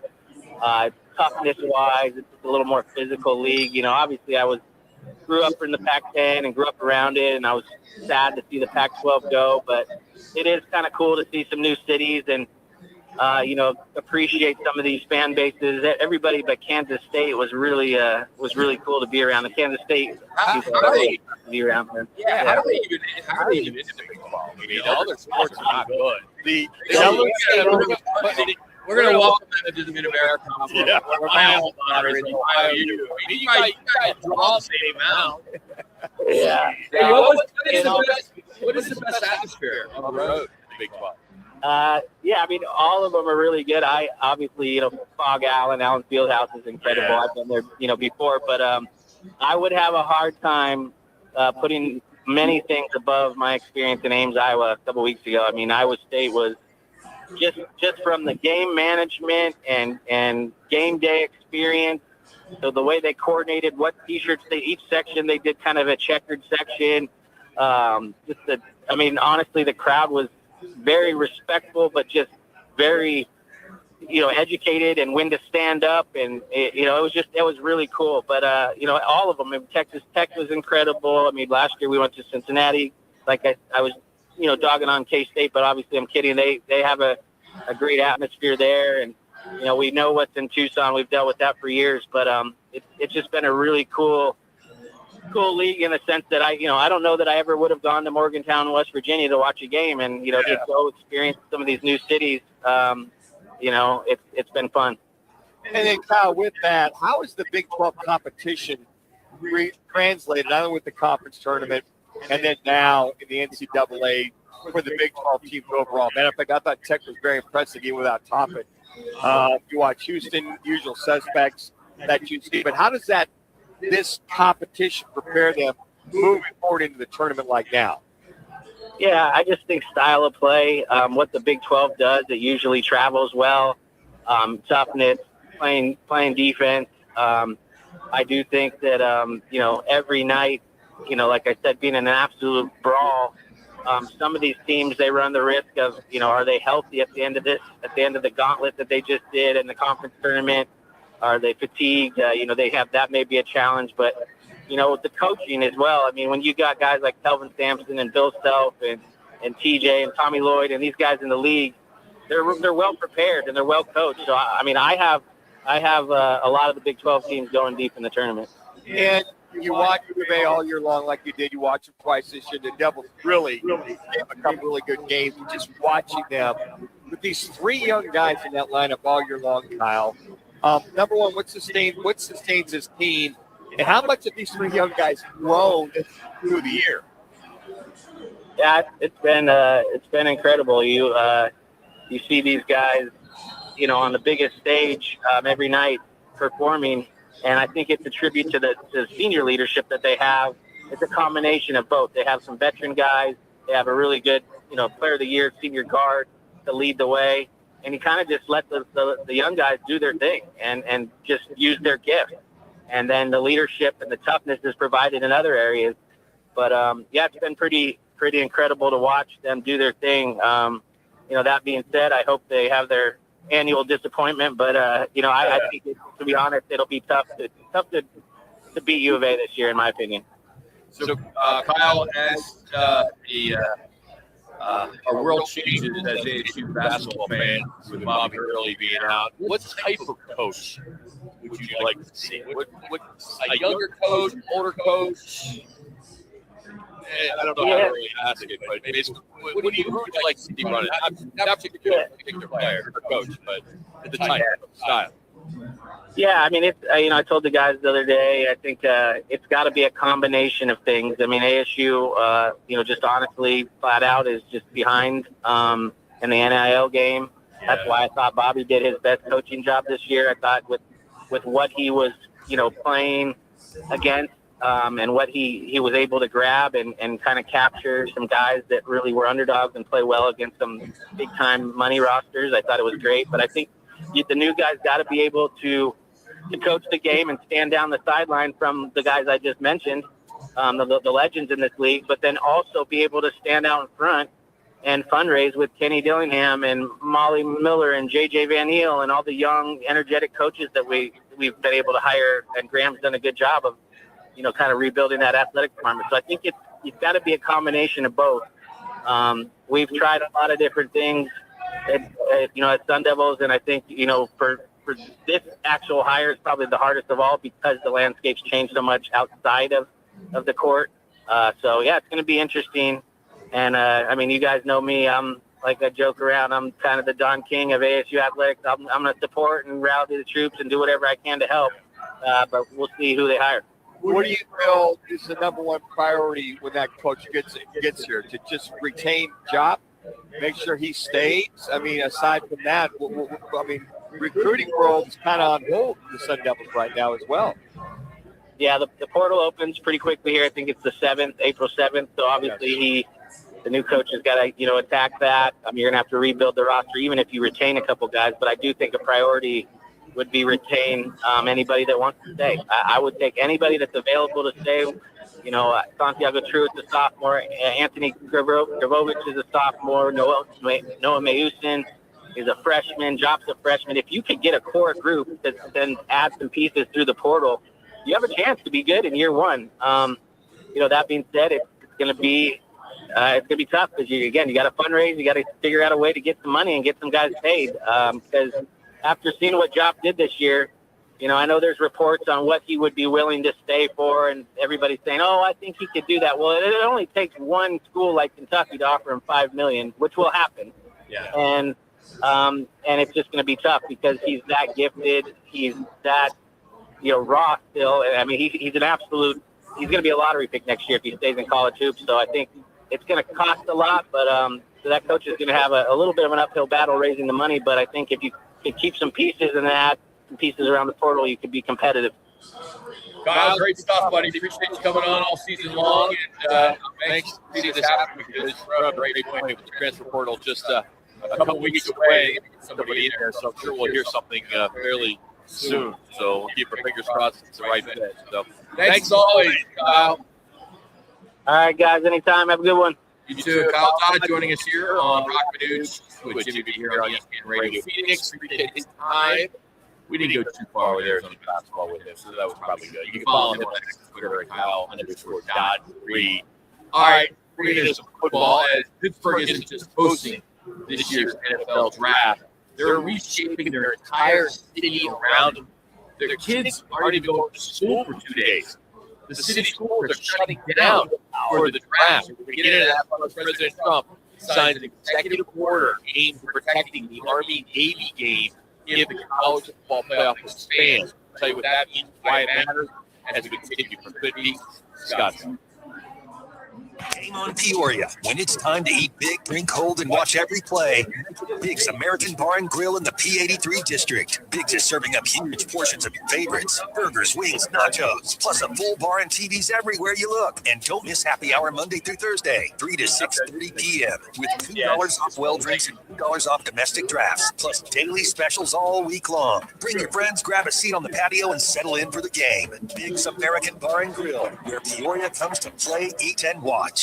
Bigger fields, bigger events, bigger experiences. Arizona Athletic Grounds. Arizona Athletic Grounds is a 275-acre sports and entertainment destination for athletes, fans, and families. Located in Mesa, AAG is one of the largest multi-sport complexes in the country, with over 475,000 square feet indoors and more than 150 fields and courts. From tournaments to training to cheer, dance, concerts, and corporate events, the Grounds does it all. Learn more at azgrounds.com.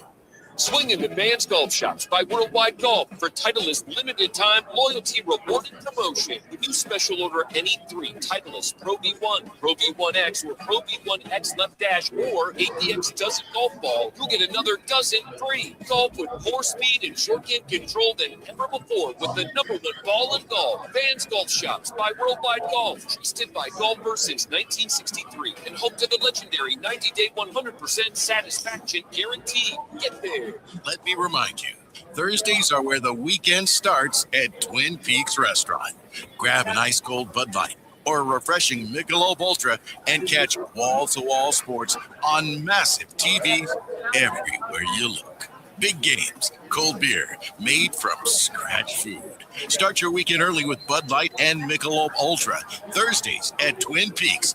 Eats, drinks, and scenic views. If you own a home and need cash, you can unlock thousands of dollars from your home equity quickly and easily. Call LendGo today at 888-420-4556. At LendGo, you can find out how much cash you could get with a home equity loan in just 2 minutes. It's free. There's no obligation, and it won't affect your credit score.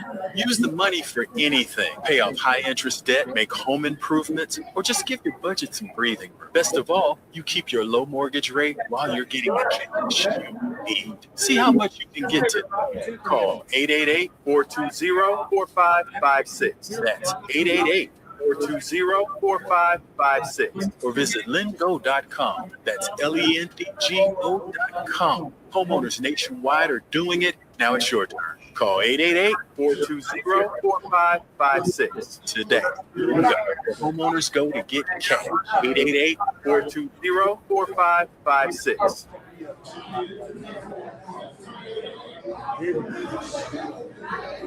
You're always busy right now. Always. Time of the year, I'm sure.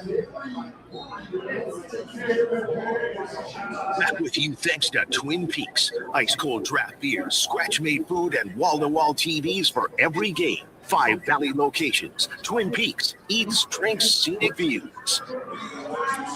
All right, sports reporting that President Trump signed an executive order today aiming to protect the Army-Navy game standalone TV window in case the college football playoff expands in the future. So the order is called Preserving America's Game and directs the Secretary of Commerce, the FCC Chair, CFP, the Broadcast Network, and the NCAA to work on securing an exclusive broadcast window for the annual game. Now, the concern is tied to this CFP expansion, which we all know all this talk that it's going to go. I think it'll go 16, right, from the 12th.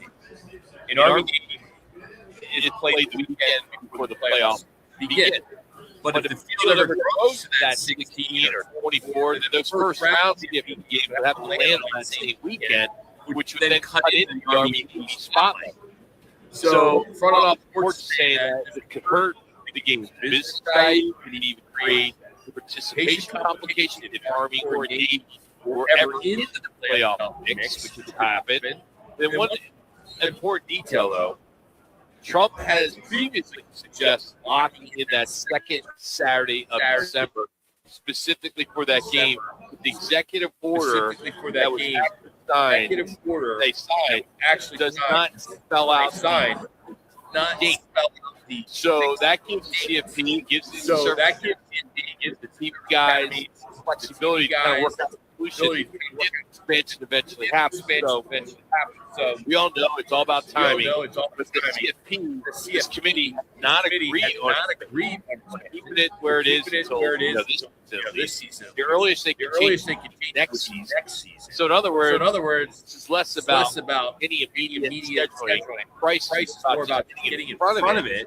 Like I think it's a great idea. Like we talked about yesterday, get in front of the referees and training and all that kind of stuff. So does it mean just for that day or for the weekend? The second Saturday. The Saturday. They just had seconds. Then if they had playoffs, they could start on Friday, or they could go on Sunday. And you're not going to do Sunday. Okay, so you started. You probably you probably start Friday, leave Saturday alone, and then you could do it, but you just is there an issue with having the Army Navy game always at noon Eastern, and then have a couple playoff games at 4, 6 o'clock? I don't think so. I think there's a way around. I think there's a way to acknowledge the Army Navy game, have that time frame just for that window of, let's say, 3 hours or 4 hours. Yeah.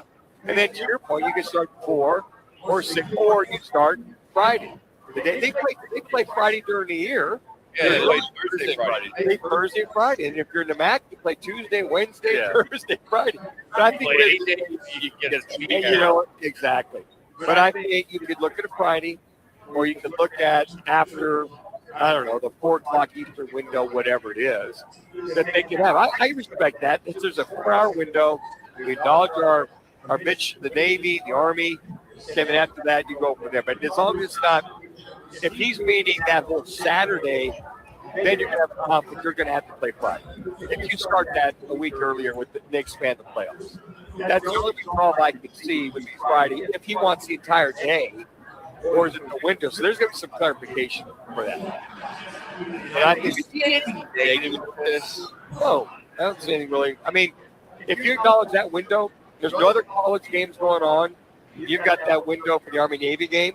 And then any after that, here's the question. If it was before that, it'd be like the 9 o'clock window. But I think that it might spill over in the Army Navy game. I can't see anything before that. I can see something after it or the day before that Friday. So the clarification is, well, I think, President, you talked to the entire Saturday or just that window? When you first read this, it sounds like the entire Saturday is just acknowledging the Army Navy game. I didn't think about the window. Yeah, I mean, online there's some negativity out there because, this president, right? If it was maybe a different president, it would maybe take it differently. Right. I think there's some people out there that have a problem with government and maybe their overreach in sports programming and TV programming. Trying to argue with the White House, the FCC, and the Commerce Department are leading on it. NCAA, media partners, they should be doing this. Let the NCAA do their own thing. Well, I mean, it's the government. That's the government. So the commander-in-chief, I would think he oversees not only our Navy, but these are the academies. Okay, so the academies are tied in, but that is the government. The scholarships for the Army Navy cadets are from the government. Those are our tax dollars. So I can see where he has say in this. I don't have a lot of heartburn one way or the other, but I think that if he's got to say, he wants to acknowledge the troops, which are paid by the government. So this is a government-funded school that the commander-in-chief is saying, I want to have this. Also because the CBS owns the right to this game. Okay. You got that part of it. It is part of the NCAA. Sure. Because of 2 teams. But I just it drives me nuts that you need so many people that criticize this kind of stuff. I think if you look at the overall, whatever we can do to acknowledge our troops, give them their time. It is such an incredible avenue, dude. It's fortunate to go with the champion pulled up when I was a young kid. and my grandfather, he was in the Army, and it's just many of you that are served for us. Thank you, or somebody, your family members, parents. It's a big deal. Yeah, it's a huge deal, and it needs to be protected. And I like that the government is jumping in. Yeah, I can concur with that, Roc. I think that I'll never forget you had your regular season of football, and you had this gap until the bowl games, right? But you could always find Army Navy would be that next year. Yeah. Still have more football. You had more football. And you went, and I remember used to sit there. And my dad was an Army veteran. We'd sit there and watch this game in black and white. And you really couldn't tell because the offenses were so similar as they are now. But it was just that last weekend of football, which I have no problem with, acknowledge our service. So the NFL draft, you would think it's this weekend if you turn on ESPN. It's not until April 23rd to the 25th. It is. It's gotten to a point. It's too much. It's it's like, come on. I understand football moves the needle, but they're projecting Pittsburgh 500 to 700,000 fans, which will make it one of the biggest visitor events that city has ever seen. The Pittsburgh public schools are shifting to remote learning from the 22nd to the 24th. They're calling it remote learning. They have the train service has been expanded. Hotel prices in the center city are climbing to like $1,000 a night. I'm sure. They're using their theater out there. They're using the stadium on the North Shore. They're using Point State Park, Roberto Clemente Bridge. They're going to make this a huge, huge deal. Steelers pick is number 21. But Arizona needs to pay attention to this. This is exactly why Arizona needs to host the draft. The NFL draft has become more than a league event. It's a 3 day for tourism, which would be great in April here. We get it, January, February, March, but we get it in April. Pittsburgh turned their whole riverfront stadium district, the parades, their bridges, everything that was going into a national showcase. Arizona has all the pieces to do the same. We got the weather. We already have the infrastructure. We were hosting the women's fun up where we hosted the men. We have the hospitality base. We have the tourism. Why are we never even getting a whiff?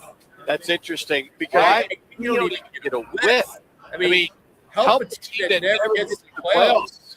Yes. And I think about this. So you're the marketing guru. Do you have it in the downtown area, or do you have it out at Westgate if you're going to do it? Well, you have the bigger boat out there. But exactly Super Bowl does. They have the game, the pregame festivities at Westgate, but then you have the Civic Center as the big pregame festival. But I don't know.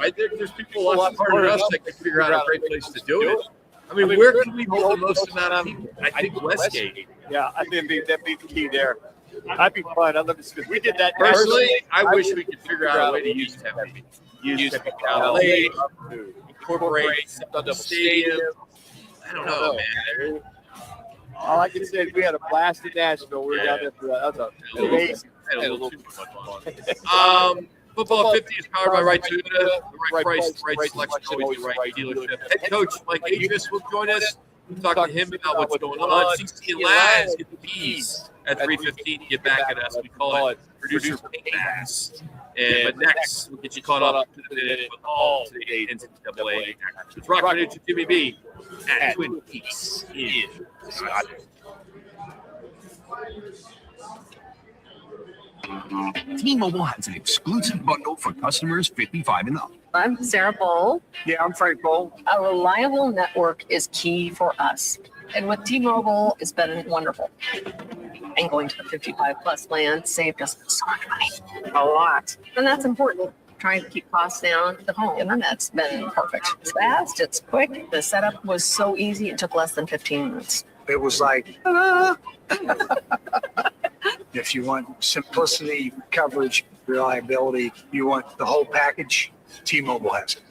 Right now, T-Mobile customers 55 and up get 2 phone lines on America's best network, plus America's fastest 5G home internet for just $30 each. $30 per month each line with auto pay plus taxes and fees. Minimum age 55. Pricing for home internet. Rely on 2 lines from Essentials. Choice 55. $35 connection charge per line required. Best mobile network and fastest 5G home internet based on analysis by Oak Cliff Speed Test Intelligence Data 2H 2025. All rights reserved. Cashback is not available on gas in New Jersey and Wisconsin. Couponing. Wow, you didn't strike me as the coupon type. Just trying to stay ahead of inflation. Groceries, everything. It's all more expensive. I need to save wherever I can. Have you tried Upside yet? Upside? What's that? It's a free app that I use that pays cash back for every gallon of gas I buy. You've got to buy gas to get around anyway. Might as well get paid for it. Come on, does that really add up to anything? I've already made around $200. The extra cash helped pay down my bills, and I even had a little extra left to treat myself. And the Upside app is free? Totally free, and the cash back is real. You can transfer the cash right to your bank account. I'm downloading Upside right now. Download the free Upside app now to earn cash back every time you buy gas. Use promo code ENJOY to get an extra 25 cents per gallon on your first tank. You can cash out anytime right to PayPal or gift card for Amazon and other brands. Download the free Upside app and use promo code ENJOY for a 25 cents per gallon bonus on your first tank. That's code ENJOY for a 25 cents per gallon bonus. When it's game time in the Valley, you know what time it is. It's Twin Peaks time. Head to Twin Peaks with 5 Valley locations and massive screens everywhere you look. From basketball, baseball, to hockey, fights, and more. There's no better place to catch every play and all the action. Bud Light is a proud partner of sports fans everywhere. Twin Peaks eats, drinks, scenic views. I was in a wreck. I need a check. I was in a wreck. I need a check. I was in a wreck. I need a check.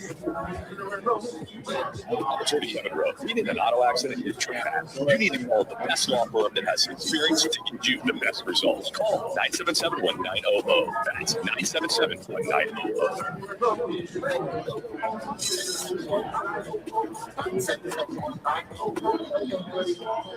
8PAR AM Phoenix, Arizona's home for the worldwide leader in sports. Is ESPN 620. And now, an on-air sports marketing presentation.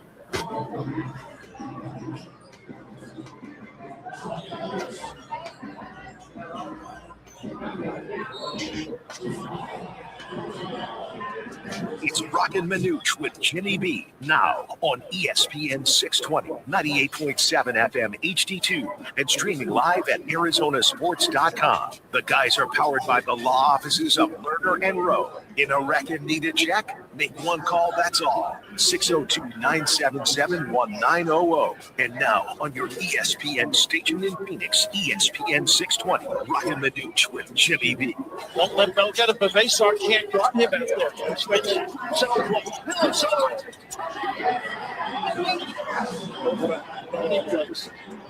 A long toss by Stevenson that kept Vasar.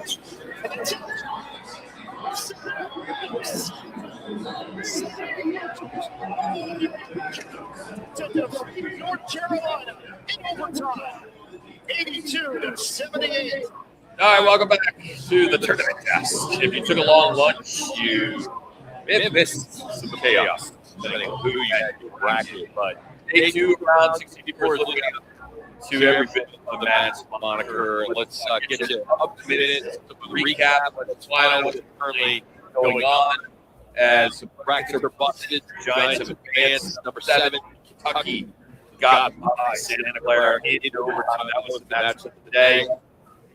As Vega Owe put on a master class for 35 points, including a bank-in prayer at the buzzer to force overtime, and the Wildcats survived a massive scare. Number 1, Arizona 92, as you compare this to number 16, Long Island University at 1958. Big 12 champion was easy, as Randy Murray dropped at 18, as the Cats led as many as 38. Spread was 30 and a half. He took LIU. So they're first today to number 1 seed who punch their tickets to Sunday. So number 5, Texas Tech, all over number 12, Akron. No JT Toppin, no problem for the Red Raiders. Jalen had 24 points. Keep Tech's momentum rolling. Iowa State, no problem. They're ranked number 2. They took care of number 15, Tennessee State. That score was 108-74. Kind of a scoring clinic by Cyclones. And they did lose their star. Joshua Jefferson left the game early with an ankle injury. He was seen in a walking boot, so we'll keep an eye on the medical report for round of 32. Virginia, Wright State. This was one of the closer games. Tony Bennett gets his first tournament wins 2019 title as Virginia over Wright State 82-73. The upset watch is on. We have some final minutes, right, with Hofstra and Alabama. The Tide have finally pulled away in Tampa.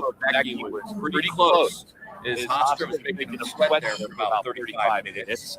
Villanova, Utah State, close one there. Number 8, Villanova, number 9, Utah State, 48-45 minutes, second half.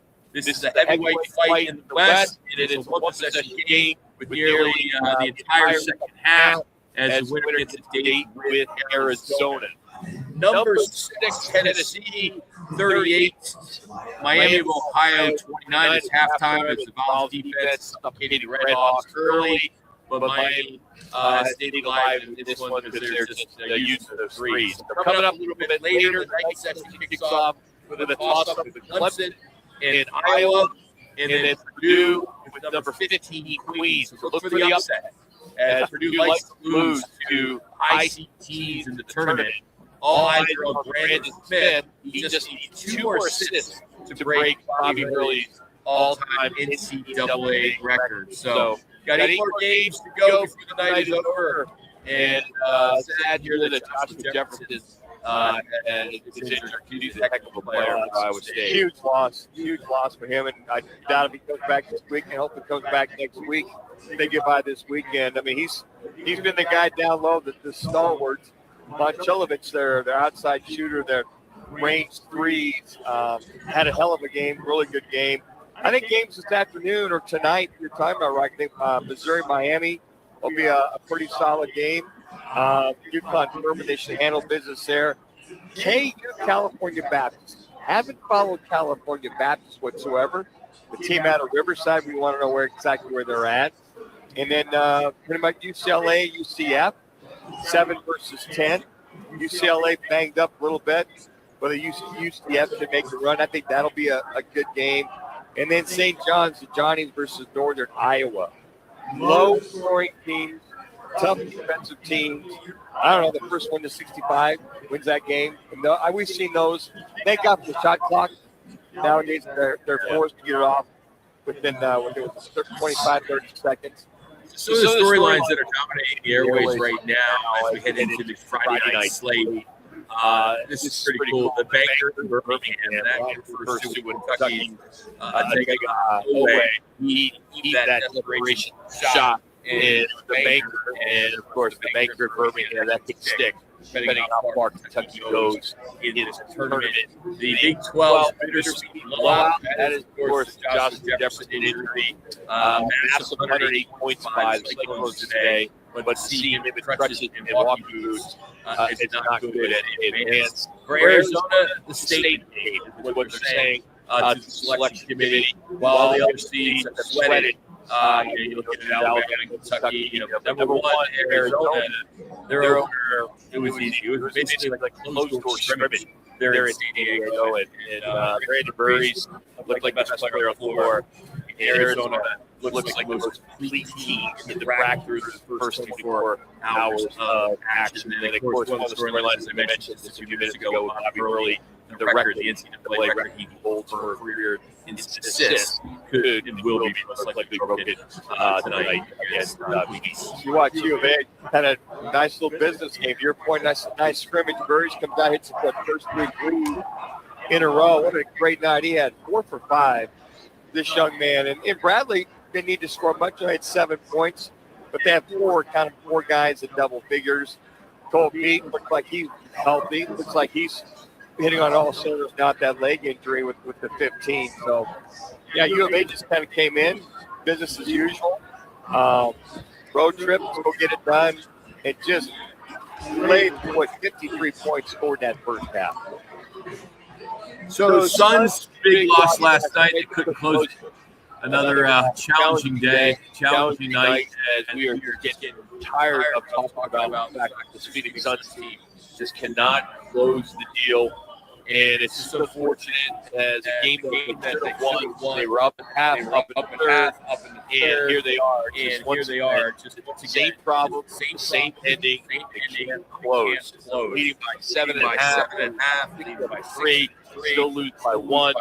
It was one of the top teams on the road. That's not really the story. I mean, they had control. They let it go.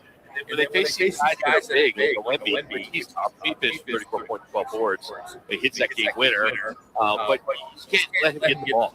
You get the ball out. And then Booker, he got some help, but he's not finishing plays. He gets 24 from Gillespie. He gets 22 from him. Strong all-around game by Oso. But the Suns, again, still can't finish the job. That's what makes this loss sting. They're good enough to win. They are. Just not good enough to close. Yeah, and you look at those 2 and 4 on the road. Last 4 games, you got beat on average 114 to 107. Having a shot. Now they are 3 games back of the playoffs with the Nuggets.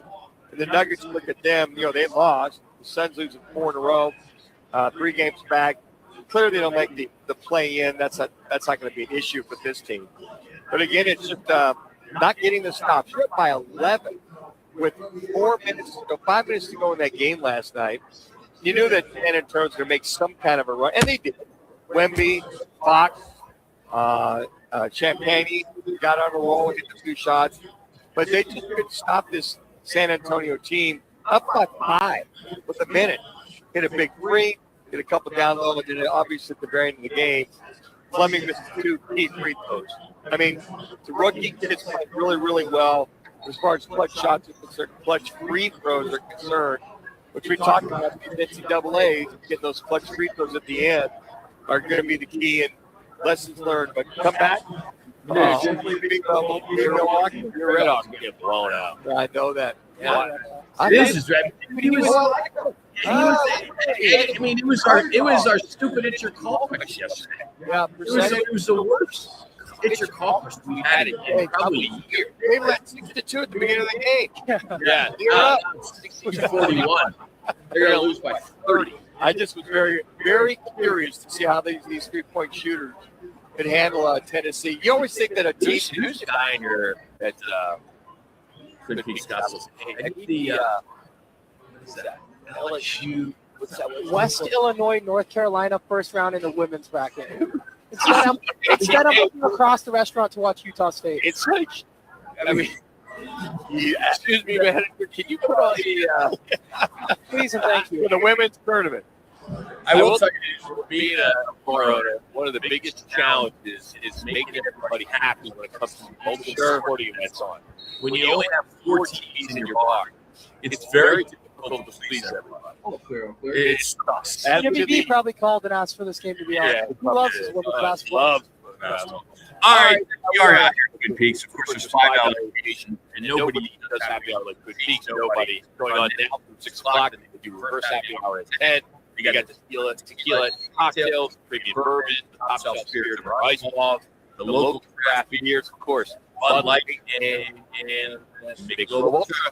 It's always on special. There's famous 29-degree draft. You can pair it with scratching bites, and it's happy hour, and it's Twin Peaks. Twin Peaks. Eats, drinks, and reviews. All right, see you last. Give the keys to get back at us from this week. We call it Producer Payback. We'll do that next. Roc and Manuch TV on ESPN Radio. We're on FM 98.7 YouTube, and your sports app. Game on Peoria. Eat big, drink cold, and watch every game. Make it Big's American. Grow in the P83 district. Just serving up huge portions of your favorites. Burgers, wings, nachos. Plus a full bar and TV. Look, and don't miss happy hour Monday through Thursday, 3 to 6:30 p.m. with $2 off $2 off domestic drafts, plus daily specials. Yeah, you know why? But he also orders settle in for the game. I never order. To play, eat, and watch. Swing into Man's Culture. by Worldwide Golf for Titleist limited time loyalty reward promotion.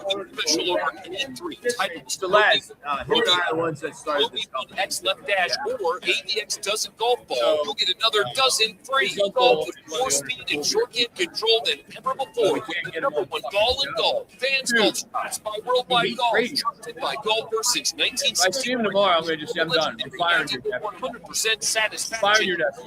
Get there. It's something. I don't care if it's $100 a week. Because you want somewhere fun and affordable, where hands-on classes and access to industry pros can help you build skills employers value. Opportunity to graduate in less than 4 years. You want to be seen, loved, called to more, to know you found your purpose. Make yourself the main character. Begin your story. Find your purpose at GCU. Visit gcu.edu. Have you ever been to Rodizio Grill? Let me tempt you.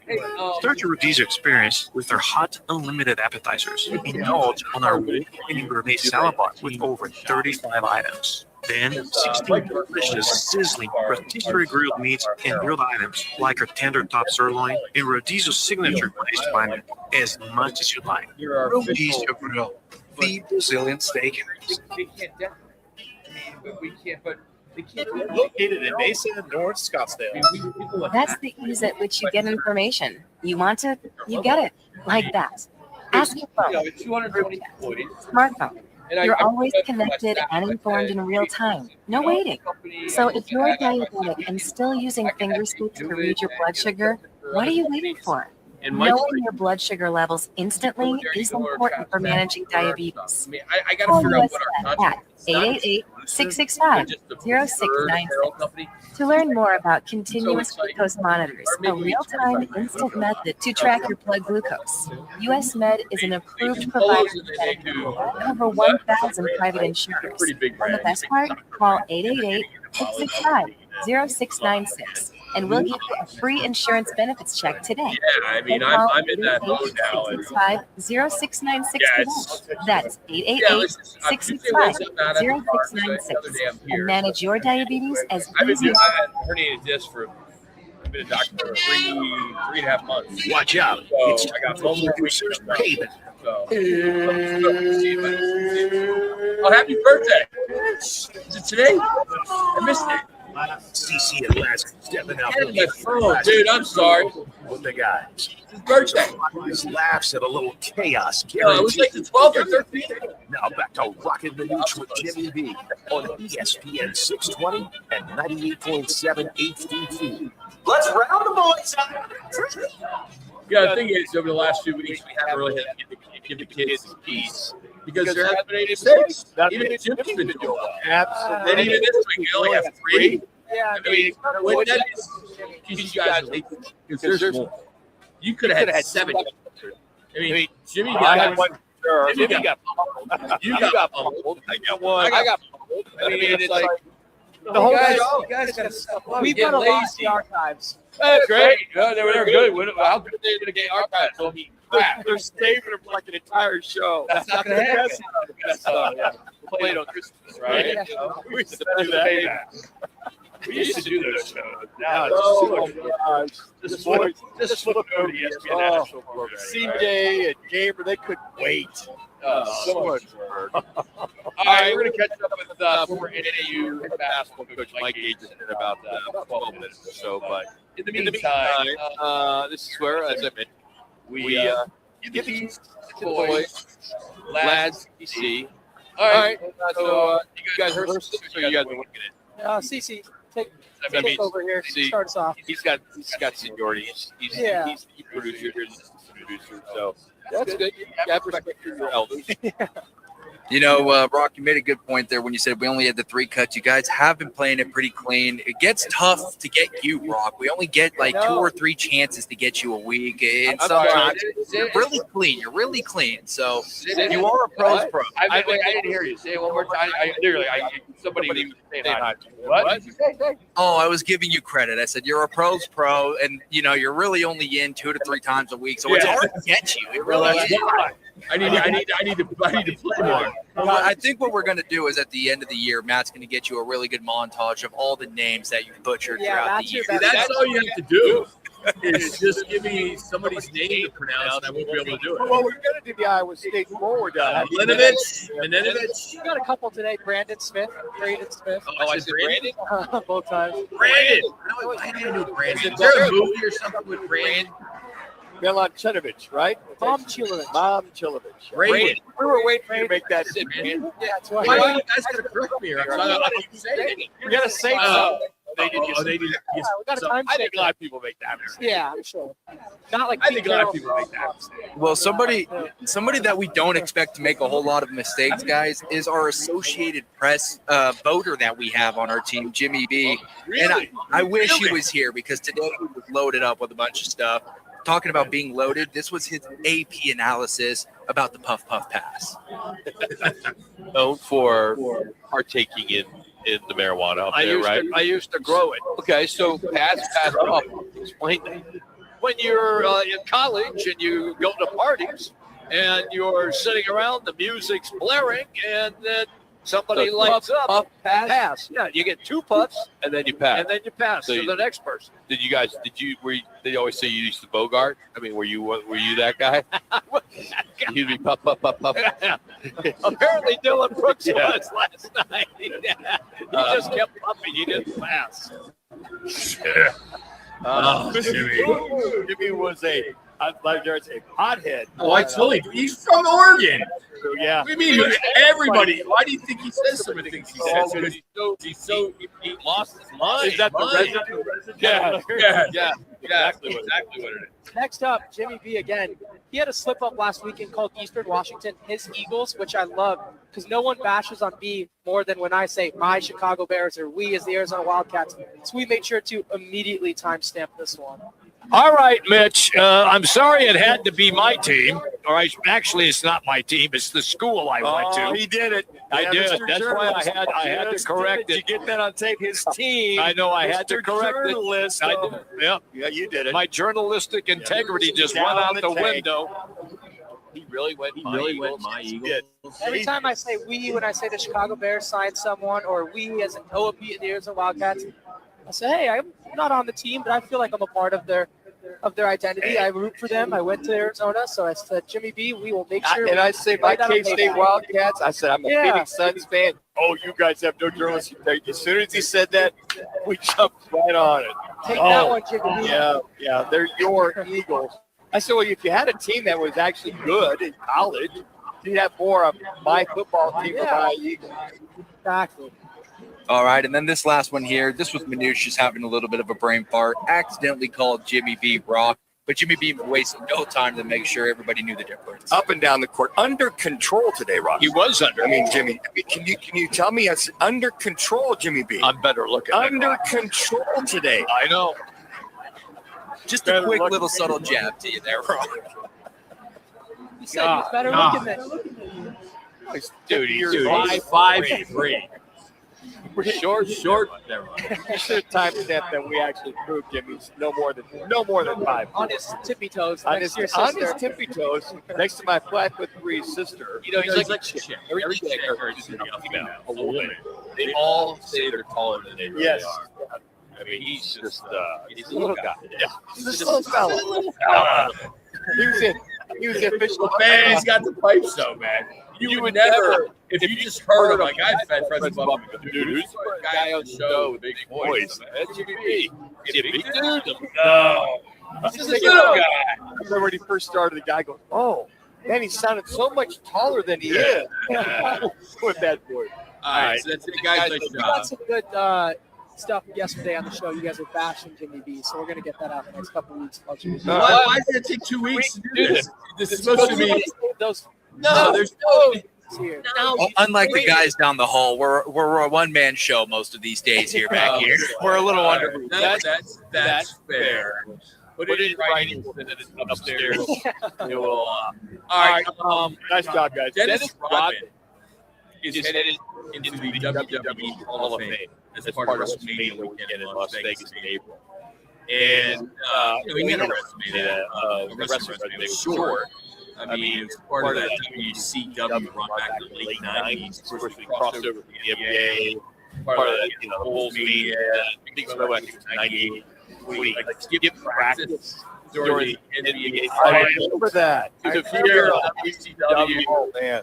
Monday Nitro, and he set up a tag match where he teamed with Hulk Hogan against Carl Malone and Diamond Dallas Page. So he's now in the Hall of Fame. He will be in the Hall of Fame. He's in there with Muhammad Ali, Mike Tyson, Pete Rose, and Bob Uecker. So they're all in the WrestleMania Hall of Fame. What was the documentary on Jordan? They talked Last Dance. Where they talked about Michael Jordan went to Phil. Did you approve this? Because it was practice. And he goes, well, yeah. And Jordan's livid that he would be listed to go do this, this wrestling for this event or whatever. That was one thing because I'd forgotten all about it. So you bring it up now. That was one thing that he was just. How do you miss practice when the finals, the NBA champions? And he said Phil did approve that. It shows how good Michael was because that team was a spectacle. They were just like, oh, as long as you're back for the game, go do whatever you want. One person's in Vegas, one's playing blackjack on the plane. Well, as long as you're here for tip-off. But that practice specifically, nobody practices. Now, they might do play on the plane or whatever, on their night off or after a game. That was stood out. A 1-of-1 Topps Chrome Dual MVP Gold Logo Man card signed by Aaron Judge and Shohei Ohtani just sold for $2.16 million. Now the card includes game worn patches from both great MVPs that year. It's now the most expensive modern baseball card ever sold. So the patch came from the May 26th game last year when he hit his 19th home run. And then Judge's patch came from the May 30th game against the Dodgers when he hit a double and coincidentally his own 19th home run. So this memorabilia stuff, I gotta get this stuff out of my box. No kidding. I gotta find somebody who wants to sell it. You'd be surprised. I bet you have some. I will. I'll give you 50%. I have a lot. I mean, I have full sets. Don Restier, Tops. I have cards and sheets. I have so much. I mean, I'm talking half the garage full. Roc, that's so funny you just said that. I was actually, as you guys know, my pops was just in town this past weekend. I collect some cards and things of that nature, so we brought a lot of his old baseball cards, old football cards, and I'm going through it this morning. And I think I ended up finding a rookie Ricky Henderson card for when he was on the A's.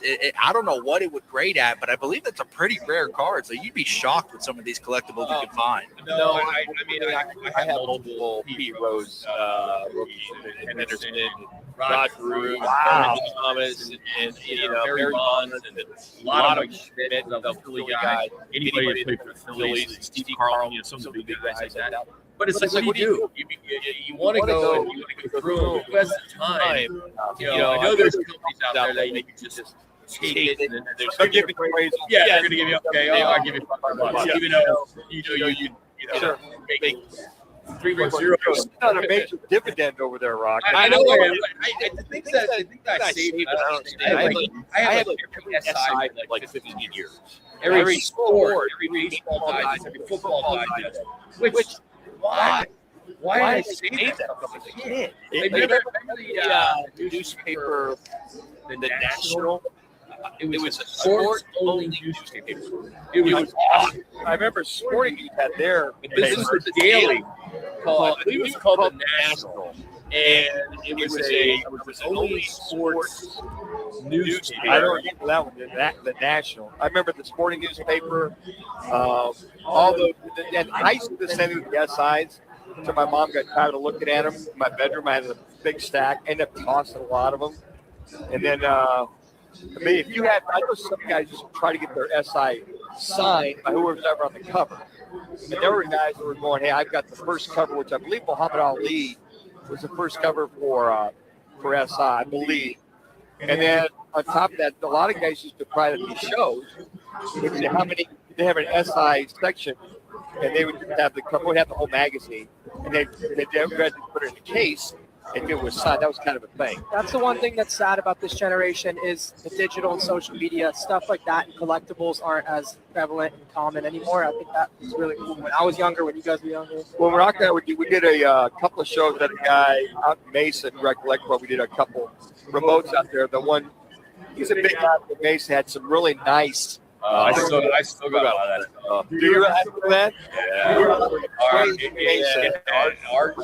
Yeah, it was just collectible. All the same collectible. Yes. Yeah. Anyway, all right, Mike Gage is going to next right after Lazar, another ESPN Sports Radio 20 Sports Center.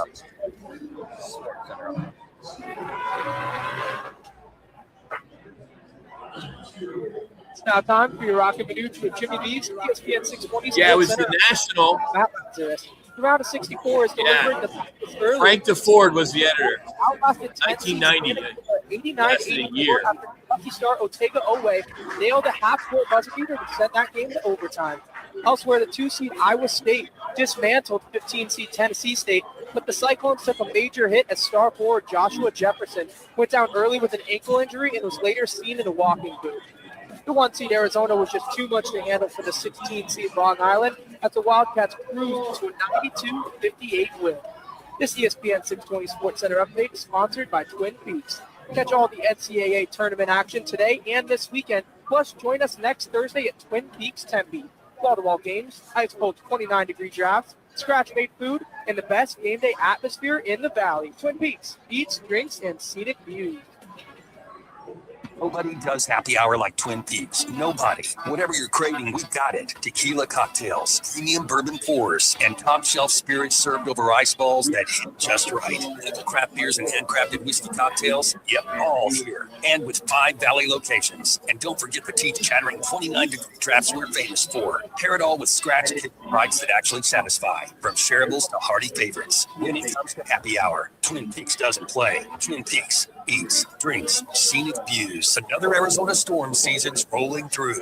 Before the next big downpour hits, call State 11 roof inspection. Whether it's cracked tiles, flat roofs, or old shingles, look for leaks to show up. State 48 Roofing is Arizona's #1 roofer. For over a decade in both residential and commercial. Maybe now 56. Protect your home, protect your business with State 48 Roofing. Visit state48roofing.com or call 480-268-4509 today. I was in a wreck. I need a check. Listen, Rick, I need a check. I was in a wreck. I need a check. I'm Attorney Kevin Rowe. Getting ruined at once is not enough. Don't let the insurance company hit you again with a low ball offer. Call an experienced attorney who knows how to fight and win. Call Lerner and Rowe today. 977-1900.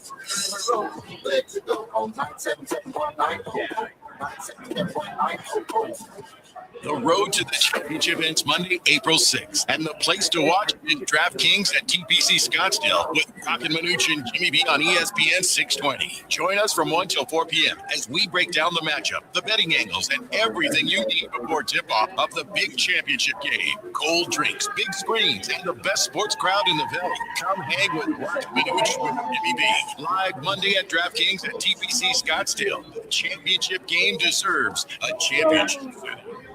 Need to feed a crowd? Let Venencia's bring the flavor to your next event. We know you have a lot of options when feeding a large group. Ordering directly from Venencia's means you get the best service and the absolute best pricing. There's no per-person fee. Just tell us how many people you need to feed, and we'll come up with a perfect plan to ensure everyone's well-fed and happy. Grad party, office celebration, family reunion.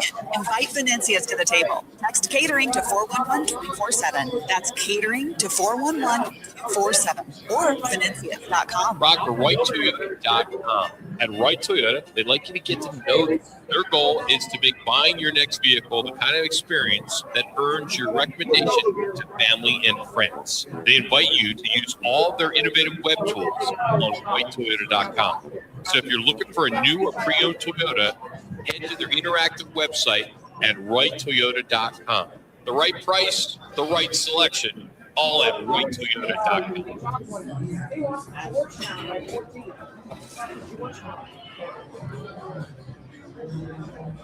The mania is here. We're live at one of the 5 Valley Twin Peaks locations. Now back to Roc and Manuch with Jimmy B on ESPN 620 Phoenix. Against Goings, moved his feet across the wind and then got on the field for the loose ball. Oh, wow. All right, Coach Adras joins us now, the former NAU head basketball coach. How we doing, Coach? What's going on, man? How's your Friday afternoon treating you? Oh, it's fantastic. I'm finally settling in and going to watch basketball the rest of this evening, my friend. Nice. All right, I want to go back to yesterday, a little touch on some of the big storylines yesterday, and then we'll tap into some of today. Let's start with the giant killer blueprint, High Point over Wisconsin. First ever tournament victory for High Point, of course. Talk about your thoughts of a mid-major, taking care of Big Ten Power Conference, a game that a lot of people are talking about even today. It was one of the best post-game interviews I've seen with their head coach. I mean, just, nobody would play us. They know we're good.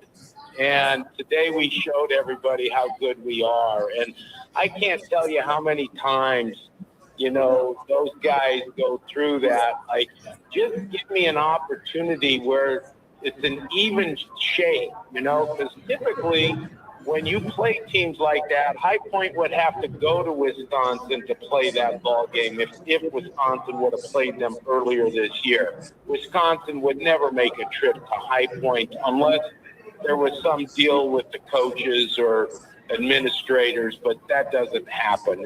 It's home games are too lucrative for those schools that draw 10, 12,000 people and stuff. So for High Point to be able to show that and show everybody what they've been doing really all year long. I mean, when you look at how they played in that game, you're not surprised that team has had the success they've had the entire season. Coach, staying with that, you had been at many years at NAU and you had a lot of success there. Did you have those issues? I know it's hard to get anybody to come up there, but would you make calls just to go down here or go to a Big Ten school or a SEC school? I try to play U of A or Arizona State every year, and U of A was really good. I think we did that, but it was always in Tucson, and we got paid a lot of money, $80,000 to $100,000 to go down there and play a game. ASU, occasionally would play us. We beat them a couple times, so they didn't like scheduling us anymore. UCLA, we beat UCLA and took their paycheck with us after that game. And the same thing happened over at UNLV. Now, I did get UNLV to come to us one time because we swung a deal where we played them twice to come to our 2 for 1. Yeah. And that was Lon Kruger's just a classy coach, and he proposed the deal, and I'm like, absolutely, I'll do it. It's Vegas. Are you kidding me? I grew up there. But, all the rest of them, can't tell you how many money games we lost. Kansas, I knew we were done the night before the game was even played when our players were taking photos of the court and everything in Fog Allen Arena, So you kind of get mesmerized by that. The NCAA does a great job of neutralizing facilities, but I also find that to be a drawback. Cheating on me. I could have went down to San Diego tonight to watch 2 great games. I think going to be 2 fun games to watch, and yet it's better sitting here with 3 screens on my TV and watching 3 games at one time. They don't give you that in the arena because they want you to focus on the game at hand. And so I appreciated when we were in the big dance that you're getting a neutral game and it's, fair for everybody in that regard. But for a fan experience, not as good unless you specifically are there for one team. First win milestones. How about Nebraska? First ever NCAA tournament. It's taken forever. It's hard to believe that. I know they're known more as now volleyball school, but they were football. They're trying to come back. but now making some noise in basketball. Fred Hoiberg is a class guy. His first game at Iowa State, we showed up and played him one year, and I thought we were going to catch him, and they wound up beating us by about 10 points. But what a nice person. You know, when I was at Drake way before then as an assistant, he was known as the mayor, right, of Ames, Iowa, because he grew up there and he went to Iowa State before he had a great NBA career. But that man is so down to earth. I love cheering for him. And then you see his son on the team, who didn't apparently inherit too many athletic genes from his father, but still goes out there and plays harder and tougher than most guys do. So they've been a great team to watch all year long. I have enjoyed watching them. I saw them early in December, and I fell in love with watching them play. They stumbled a little bit in the Big Ten, but my goodness, it's, you know, what I think the second best league in America was this year. You can't win all the games. Nobody did. So they're a very solid team, well coached. Are they able to go deep in the tournament? I don't think they're that good, but I don't mind cheering for that team at all. Coach, you know, we talked about losing their point guard, the big fella may be back. So we talked about losses and injuries. So you look at Iowa State, Joshua Jefferson goes out with a big ankle roll. Probably not going to be back for Sunday. They're hoping he gets back the next week. How big of a loss is that? The big fella down low for Iowa State, Joshua Jefferson.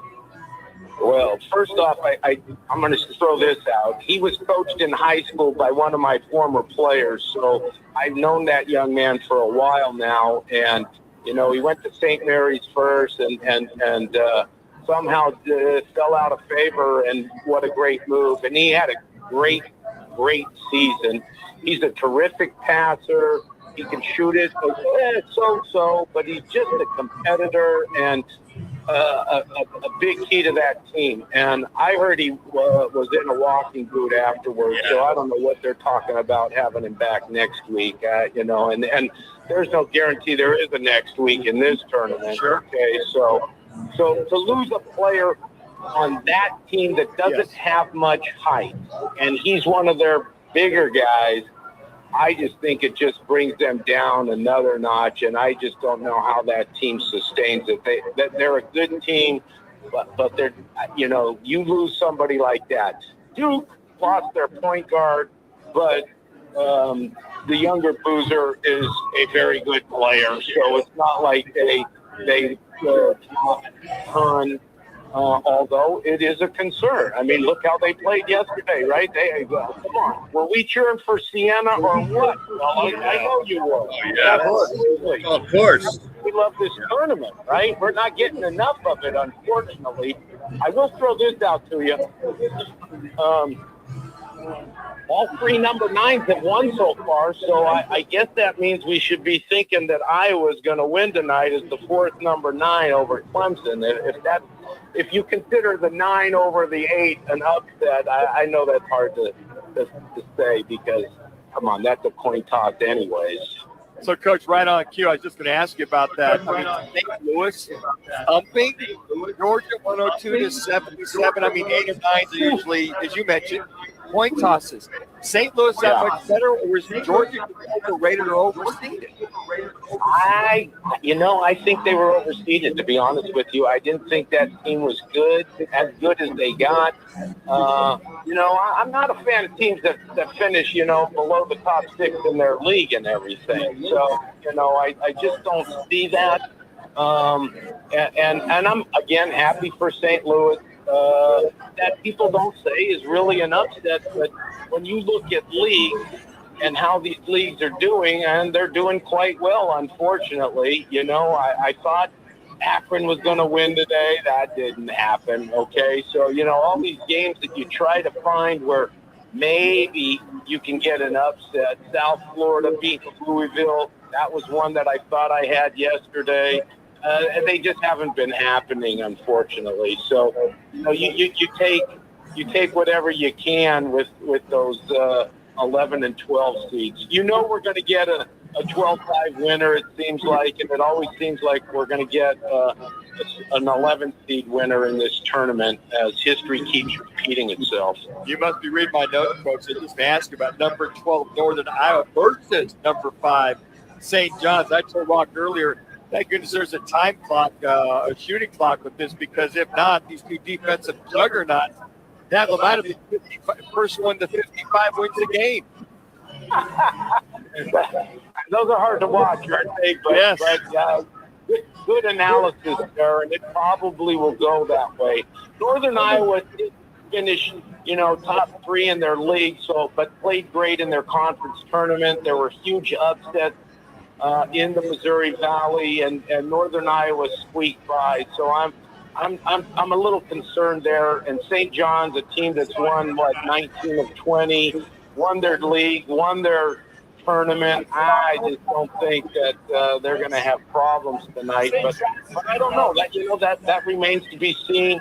I'm looking more forward to the Kansas Cal Baptist game, because I've seen Cal Baptist in person a couple times, and I like their little point guard personnel. And I'm still waiting for the real Kansas team, to show up and stuff like that. And we'll see. I like both the games here in San Diego this evening, that St. John's Northern Iowa game and then the Kansas Cal Baptist game. Coach, appreciate you all the time, man. Have yourself a good weekend. We'll catch you on Monday. Get a little recap of a great weekend of basketball. And as always, buddy, thanks for making time for us. You got it. You enjoy the weekend and the games, and I hope all your listeners do as well. Thank you. That's Mike Adras, former NAU head basketball coach, joining us. He's presented to us and to you by All City Towing, Arizona's largest company. Whether you're stranded or a professional transport, All City has experience done right 24/7, 365 days a year, and they're hiring drivers and dispatchers right now. So if you want to join a winning team, we don't have any positions open, but they do. AllCityTowing.com. Our Learner Row One Call, that's all, is next. Roc and Manuch, Jimmy B. Right here, ESPN Radio Phoenix. See you a little slow. Let me remind you, Thursdays are where the weekend starts at Twin Peaks Restaurant. When you wear a backpack, nice cold Bud Light or refreshing Michelob Ultra, and catch wall-to-wall sports on massive. When a guy comes over, I need you. No, interrupt. No. Beer made from. Just because I don't want to be rude to him. Start your weekend early with Bud Light and Michelob Ultra. Thursdays at Twin Peaks. Eats, drinks, and scenic views. This is former Phoenix police officer. There's nothing more important to a first responder than focusing on their mental health. And there's nothing better for that mental health than golf, friends, music, drinks, food, and fun. Join us for the Heroes Golf Classic Tournament at the Weston Kierland Golf Course on Friday, May 8th. If you're not a golfer, show up for the after party and benefit concert with the best cover band in Arizona, Rock Lobster. Proceeds are going to benefit the 100 Club of Arizona. The 100 Club provides support for our first responders through critical incidents, injury prevention, mental health, and scholarship. Every day, our public safety members put their lives on the line. I'm down like $120 for my So day. come out and join us on May 8th. started To in- register, go to our website, 100club.org, and click on I start every the football season page. with 500. Again, Let 100club.org. it go. Events page, register for the tournament, and we will see you. Never on- have. It's Kevin Rowe from Blue Row, trusted across Arizona for helping injured people after serious car wrecks. And I'm Sean Forrester. I don't even know what bank account I have it attached to. We may sound alike, but Learn and Row Law Group is a completely separate firm focused solely on criminal defense. We handle serious felonies, DUIs, and misdemeanors with decades of courtroom experience. If you're facing criminal charges, don't wait. Call Learn and Row Law Group now at 602-977-1900. Growth is the way to go. Call 977-1900. Here's what's different about GCU. It's one of the country's biggest universities with over 360 programs shaped by industry leaders. GCU's campus ranks among the top in the nation. Most of all, GCU cares about education. The average federal and private loan debt for GCU undergrads is lower than the average for private nonprofit four-year universities. Find your purpose at GCU. Visit gcu.edu. When it's game time in the Valley, you know what time it is. It's Twin Peaks time. Head to Twin Peaks with 5 Valley locations with screens everywhere you look. From basketball, baseball, flights, and more. There's no better place to catch every play and all the action. Bud Light is a proud partner of sports fans everywhere. Twin Peaks, scenic views. Flat tire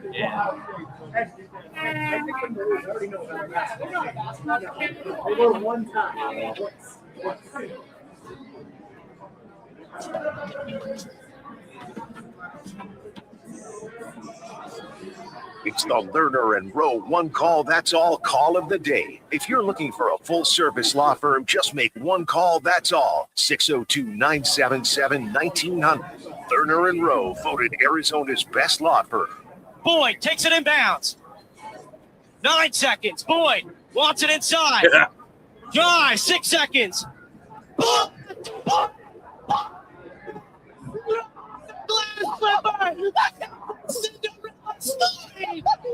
Portland, Oregon.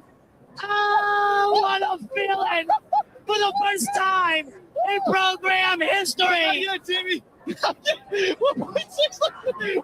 Oh my God. Great. I wish we had the Appalachian State one. This is not we could real. play that one. Appalachian State over Michigan. Not real. Play them both. 1 seconds left. How did they change it? It almost went. Is that it?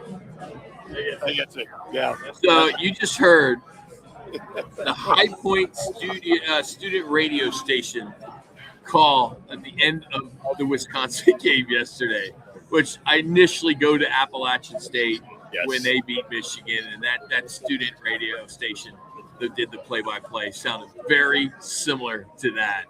But what a great moment for the High Point student body.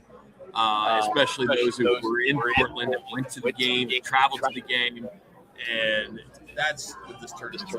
Were they their studio back on campus? Because there's no background noise whatsoever. There's no. Well, because unlike you, they know how to use the Comrex to turn up so you don't have to hear the back. They have enough background noise to get the crowd involved with everything. No, you're right. That sounded like they were at High Point at the college in a dorm room.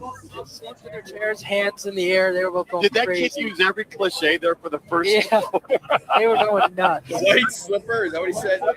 Cinderella story. I can't believe but you know what? That's great. You're the college station. You're there, and you're witnessing High Point. Yeah. And to the point, it seems like everybody got that coach commenting. Hey, you know what? We love to play. It's not the genre that he put out there was pretty much. We love playing you guys. Come to was it Carolina? I guess High Point. Yeah, South Carolina. South Carolina. That's what madness is all about. Not only is that a clip that is so viral right now, those two kids will remember that for the rest of their careers.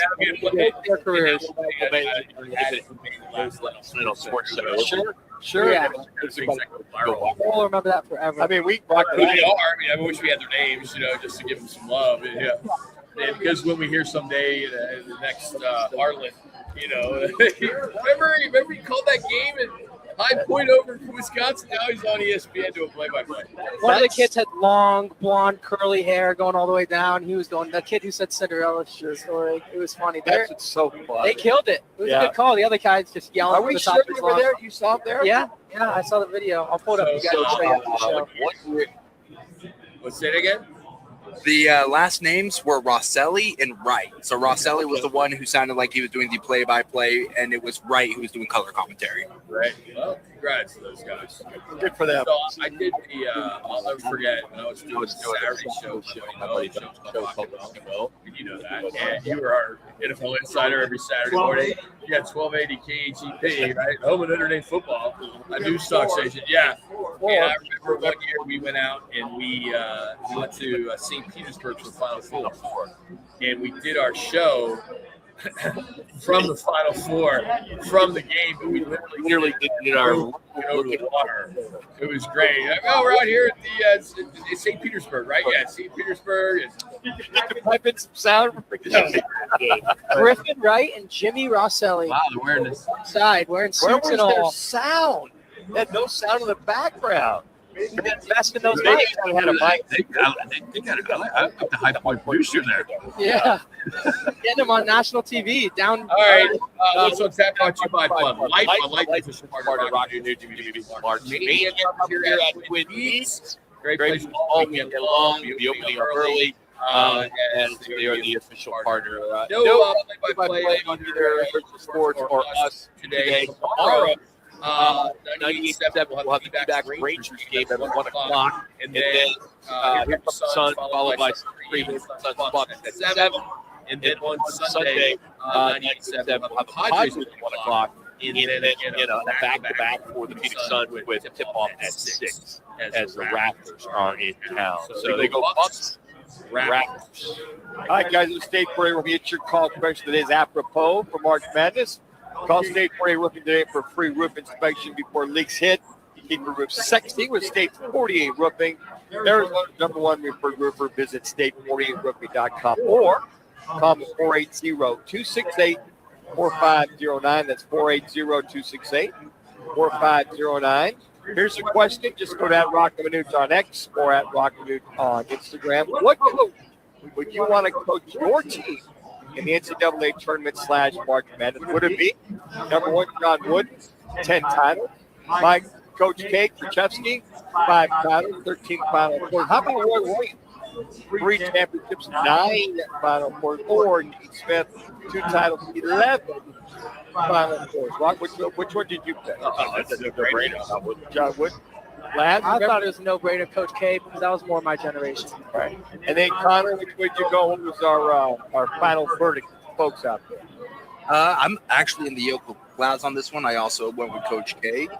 Seems like right now, so did majority of the fans. We have 67% going with Coach K. However, the other 33% did go with Coach Wood.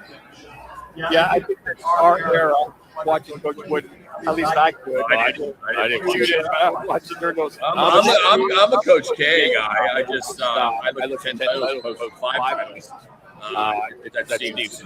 And no one had a run like John Wood. No, they didn't. I actually watched the game at the Houston Astrodome when Elvin Hayes beat then Lou Alcindor. That game was on TV. It was on cable. We had cable down in Yuma. Watching that. Yuma had cable? Yeah, we had cable. We had California feed that was right down there, close to San Diego. But that was like must watch in the Astrodome. So Elvin Hayes going against Lou Alcindor. And in those days, you couldn't dunk. There was a period of time where you could not stuff the basketball. I didn't know that. Yeah, but that was just one of those must-watch games. That was what stopped the streak. Talk about Wood's streak or the run. They end up going on to win another national championship. Hey, catch all this action all weekend long here at Twin Peaks. Of course, $5 locations. Next Thursday, we'll be at Twin Peaks. It's heavy. Of course, all ball game, ice cold. Big ball from like draft, 29-degree draft. Scratch made food, and by far best game day atmosphere in the valley here in Scottsdale. I know it is because more than I've been it's just down the street, and I've seen 10 to 20 people here. And I'm like, that's a cheat code. What are you doing? You're supposed to be no knees. You're right. The pregame before the pregame before the pregame. Yeah. So let's just laugh and great food, great specials. There's specials for me. The cheap shots, classic seltzers, everything. So. Not to mention happy hour going on till 6, and then reverse hour, which is really cool, till 10. Ours will be 10 to close. So, Twin Peaks, eat, drink, continue to use participating. Download the Arizona Sports app. Everything's up on our website at rockmanuch.com. CC, great week. Same with you guys. Community did great this week. We didn't get too much trouble. As always, Eddie. I'm Rock. Have a great weekend. We'll see you back here at 1 o'clock on Monday.